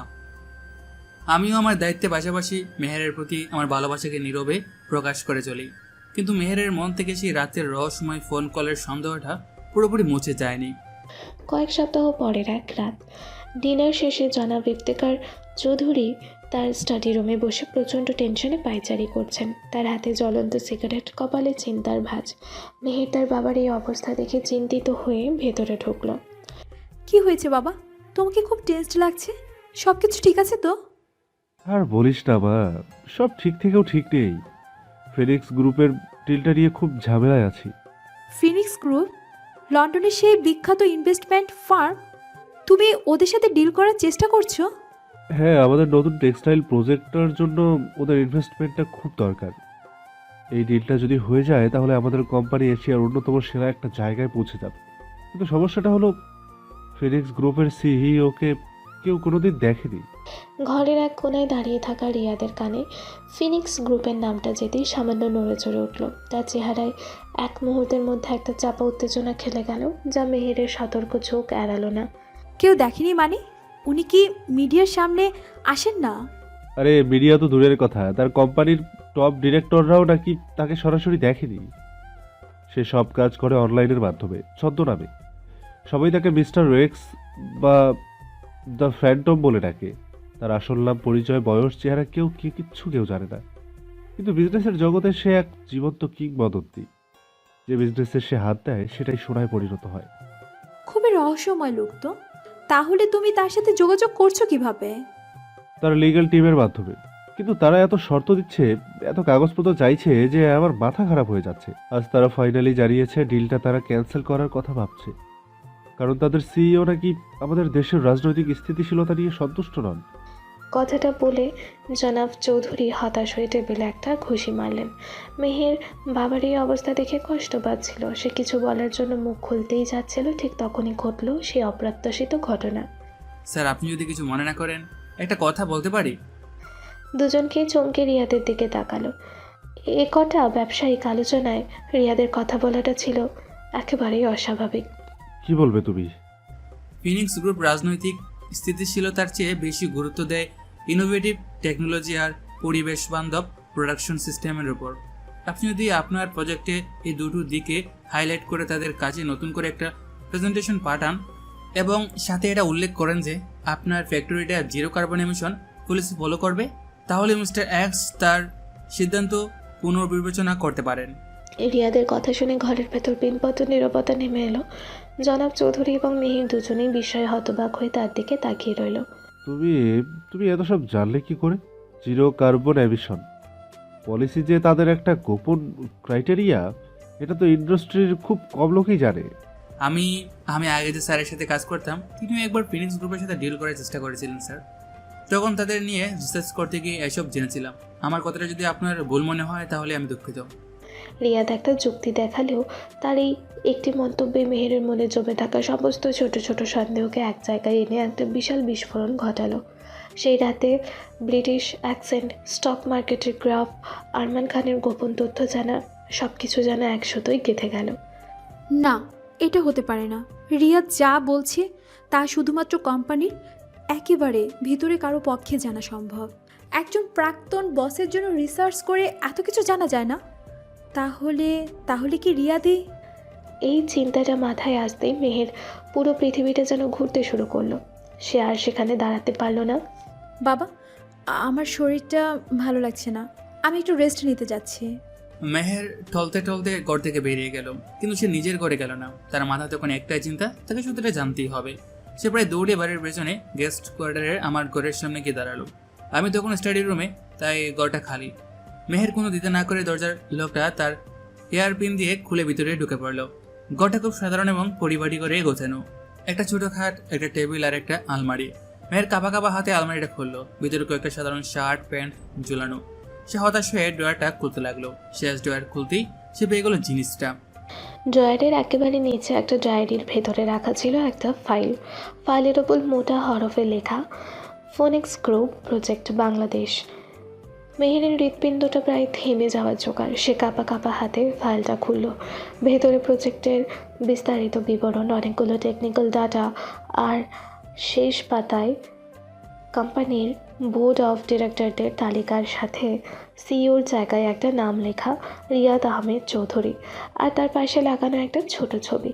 ছবিটা একটু অস্পষ্ট, কিন্তু মুখটা চিনতে মেহেরের 1 সেকেন্ডও দেরি হলো না। এটা রিয়াদ, তার রিয়াদ। ঠিক সেই মুহূর্তে যখন মেহের স্তব্ধ হয়ে ফাইলটার দিকে তাকিয়ে আছে, তার ফোনটা বেজে উঠল। তার বাবার নাম্বার। হ্যাঁ বাবা। মা, তুই কোথায়? এখনই আমার রুমে আয়। তুই বিশ্বাস করতে পারবি না কি হয়েছে। মিরাক্কেল, একটা মিরাক্কেল হয়ে গেছে। ফিনিক্স গ্রুপের লিগ্যাল টিম এইমাত্র আমাকে ইমেল করেছে। তারা জানিয়েছে তাদের সিইও মিস্টার এক্স নিজে থেকে আমাদের সাথে ডিলটা ফাইনাল করতে চান, এবং তার জন্য তিনি কালই লন্ডন থেকে ঢাকায় আসছেন। তিনি নিজে আমাদের বাড়িতে এসে আমাদের সাথে দেখা করতে চেয়েছেন। ফোনের অপর প্রান্ত থেকে ভেসে আসা বাবার আনন্দিত কণ্ঠস্বর মেহেরের কানে ঢুকছিল না। তার চোখ দুটো ছিল ফাইলের ওপর রিয়াদের নামের দিকে। তার মাথায় তখন সব টুকরো ছবিগুলো এক জায়গায় মিলে গিয়ে একটা পরিষ্কার ছবি তৈরি হয়েছে। সাদাফের বাবার পিছিয়ে যাওয়া, আরমান খানের ভয় পাওয়া, রিয়াদের নিখুঁত জ্ঞান আর রহস্যময় আচরণ, সব কিছু কারণ এখন তার সামনে পরিষ্কার। তার সাধারণ দেখতে দেহরক্ষী, তার এতিমখানার গল্প বলা প্রেমিকই আসলে লন্ডনের সেই টপ কোটিপতি রহস্যময় বিজনেসম্যান মিস্টার এক্স। মেহেরের চোখ দিয়ে জল গড়িয়ে পড়ল, কিন্তু এই জল কষ্টের নয়, বিস্ময়ের, অভিমানের আর একটা তীব্র ভালোবাসার। সে বুঝতে পারলো আমি তাকে ভালোবাসার জন্যই, তার কাছাকাছি থাকার জন্যই এই ছদ্মবেশে ধারণ করেছি। সে ফাইলটা হাতে নিয়ে ঘর থেকে বেরিয়ে এলো। সে দেখলো স্টাডি রুমের দরজার সামনে রিয়াদ দাঁড়িয়ে আছে। তার মুখে কোনো অভিব্যক্তিই নেই, কিন্তু তার চোখ দুটো যেন সব কথা বলে দিচ্ছে। মেহের ফাইলটা উঁচু করে ধরে ভেজা গলায় বলল, কেন করলে এমন রিয়াদ? কেন এই মিথ্যে নাটক? কেন আমাকে সত্যিটা বলনি? কারণটা সত্যি বললে তুমি হয়তো আমাকে তোমার কাছে আসতে দিতে না মেহের। তোমার অহংকার, তোমার স্ট্যাটাস, সবকিছু আমার মাঝে দেয়াল হয়ে দাঁড়াতো। কিন্তু ছদ্মবেশ কেন? তুমি তো অন্যভাবেও আমার কাছে আসতে পারতে। পারতাম, কিন্তু আমি তোমাকে চিনতে চেয়েছিলাম মেহের। আমি দেখতে চেয়েছিলাম টাকার মুখোশের আড়ালে থাকা আসল মেহেরটা কেমন। আমি দেখতে চেয়েছিলাম তুমি একজন সাধারণ এতিম ছেলেকেও ভালোবাসতে পারো কিনা। আমি তোমার ভালোবাসা জিততে চেয়েছিলাম, আমার পরিচয় দিয়ে তোমাকে কিনতে চাইনি। রিয়াদের এই স্বীকারোক্তি মেহেরের সব অভিমানকে ধুয়ে দিল। আর সাদাফের বিষয়টা, সেটাও কি তোমার? মির্জা সাহেবকে শুধু একটা ফোন করে মনে করে দিয়েছিলাম যে তার কোম্পানির মোট আয়ের 60% আমার ইনভেস্টমেন্টের উপর নির্ভরশীল। তিনি বুদ্ধিমান মানুষ, বিষয়টা বুঝতে তার দেরি হয়নি। মেহের আর কিছুই বলল না। সে দৌড়ে গিয়ে রিয়াদকে জড়িয়ে ধরল। তার সব প্রশ্ন, সব অভিযোগ যেন এই একটা আলিঙ্গনেই মিশে গেল। তুমি খুব খারাপ, খুব পচা। আমি তোমাকে কোনোদিনও ক্ষমা করব না। আমি তো ক্ষমা চাইও নি, আমি তো সারা জীবনের শাস্তি দিয়েছি, তোমার সাথে থাকার শাস্তি। ঠিক সেই মুহূর্তে ঘরে প্রবেশ করলেন জনাব ইফতেখার চৌধুরী। তিনি তার মেয়ের পাশে দাঁড়ানো তার বডিগার্ড আর কিংবদন্তি মিস্টার এক্সকে এক ফ্রেমে দেখে বিস্ময়ে হতবাক হয়ে গেলেন। তার মুখ দিয়ে শুধু একটাই শব্দ বের হলো, রিয়াদ। আমার আসল পরিচয়টা দেওয়ার সময় এসে গেছে, তাই না আঙ্কেল? আঙ্কেল, তুমি আমাকে আঙ্কেল ডাকছো? রিয়াদ, তুমি তো আমাকে অন্য কিছু ডাকার কথা। অন্য কিছু মানে? বাবা, তুমি কি বলছো? চাচা, আপনি কি তাহলে? হ্যাঁ বাবা, আমি আর পারছিলাম না এই সত্যিটা লুকিয়ে রাখতে। তোর চাচি, মানে মেহেরের মা, মারা যাওয়ার আগে আমার কাছে কথা নিয়েছিলেন আমি যেন তোকে খুঁজে বের করি। কিন্তু তোর বাবা মার অ্যাক্সিডেন্টের পর তুই কোথায় হারিয়ে গেলি আমি অনেক খুঁজে আর পাইনি। 1 মিনিট বাবা, আমি কিছুই বুঝতে পারছি না। চাচি চাচা রিয়াদের সাথে তোমার কিসের সম্পর্ক? রিয়াদ, তোর অচেনা কেউ না মা। ও তোর নিজের চাচাতো ভাই, আমার ভাই রাশেদের একমাত্র ছেলে। হোয়াট? আমার রাশেদ চাচার ছেলে, যে চাচা চাচি 15 বছর আগে লন্ডন যাওয়ার পথে প্লেন ক্রাশে মারা গিয়েছিলেন? কিন্তু কিন্তু রিয়াদ তো বলল ও এতিমখানায় বড় হয়েছে। আমি মিথ্যে বলেছিলাম মেহের, আমাকে ক্ষমা করে দিও। অ্যাক্সিডেন্টের পর আমি বেঁচে গিয়েছিলাম, কিন্তু আমার স্মৃতি চলে গিয়েছিল। লন্ডনের একটা এতিমখানায় আমার হুঁশ ফেরার পর নিজের পরিচয় জানতে আমার অনেক বছর লেগে গেছে। যখন আমি সব জানতে পারলাম তখন আমি প্রথমে আমার চাচাকে, মানে তোমার বাবাকে খুঁজে বের করি। ও যখন বছরখানেক আগে আমার সাথে যোগাযোগ করে তখন আমি ওকে দেশে চলে আসতে বলি, কিন্তু ও রাজি হয়নি। ও বলল ও আগে তোকে দেখতে চায়, তোকে বুঝতে চায়। ও দেখতে চেয়েছিল আমার অবর্তমানে যে মেয়েটা আমার সবকিছুর মালিক হবে সে মানুষ হিসেবে কেমন। আমি যখন দূর থেকে তোমাকে দেখলাম মেহের, তোমার যে তোমার অহংকার, তোমার একাকিত্ব সব কিছু দেখে আমার মনে হলো তোমার জীবনে এমন একজনকে দরকার যে তোমার বাইরের খোলসটা ভেঙে ভিতরের নরম মনটাকে ভালোবাসবে। তাই আমি এই ছদ্মবেশটা নিলাম। আমি দেখতে চেয়েছিলাম তুমি কি তোমার চাচাতো ভাই রিয়াদকে ভালোবাসো, নাকি একজন সাধারণ পরিচয়হীন প্রহরীকে। তার মানে আমাদের সব দেখা, সব কথা, সব মুহূর্ত, সব কিছু ছিল পরিকল্পিত। শুধু প্রথম দেখাটা পরিকল্পিত ছিল মেহের, তারপর প্রতিটি মুহূর্ত, প্রতিটি অনুভূতি ছিল একেবারে সত্যি আমার দিক থেকে। আমার দিক থেকেও? 1 মিনিট, তুমি এখানেই দাঁড়াও, কোথাও যাবে না, আমি এক্ষুনি আসছি। মেহের, কোথায় যাচ্ছ? যেতে দে ওকে বাবা, হয়তো ওর কিছু বলার আছে। মেহের দৌড়ে নিজের ঘরে যায়। কয়েক মুহূর্ত পর সে আবারও ফিরে আসে, তার হাতে সেই লাল গোলাপ ফুলটা, যেটা এখন শুকিয়ে গেছে। চিনতে পারছো এটা? আমাদের প্রথম দিনই সেই গোলাপটা, তুমি এটা রেখে দিয়েছো? শুধু রাখিনি, যত্ন করে রেখেছি, কারণ ওই গোলাপটা ছিল তোমার বলা প্রথম না বলা কথা। এই গোলাপটা ছিল আমার অহংকারের দুর্গে তোমার প্রথম আঘাত। আমি সেই দিন থেকে হয়তো তোমার প্রেমে পড়তে শুরু করেছিলাম। মেহের, আমি আজ আর তুমি বলবে না রিয়াদ, আজ আমি বলবো। মেহের রিয়াদের সামনে হাঁটু গেড়ে বসে শুকিয়ে যাওয়া গোলাপটা তার দিকে এগিয়ে ধরে। জনাব ইফতেখার এতক্ষণে চলে গেছেন। জনাব রিয়াদ আহমেদ চৌধুরী, ওরফে মিস্টার এক্স, ওরফে আমার বডিগার্ড, ওরফে আমার চাচাতো ভাই। তুমি কি আমার জীবনের প্রহরী হয়ে সারা জীবন থাকবে?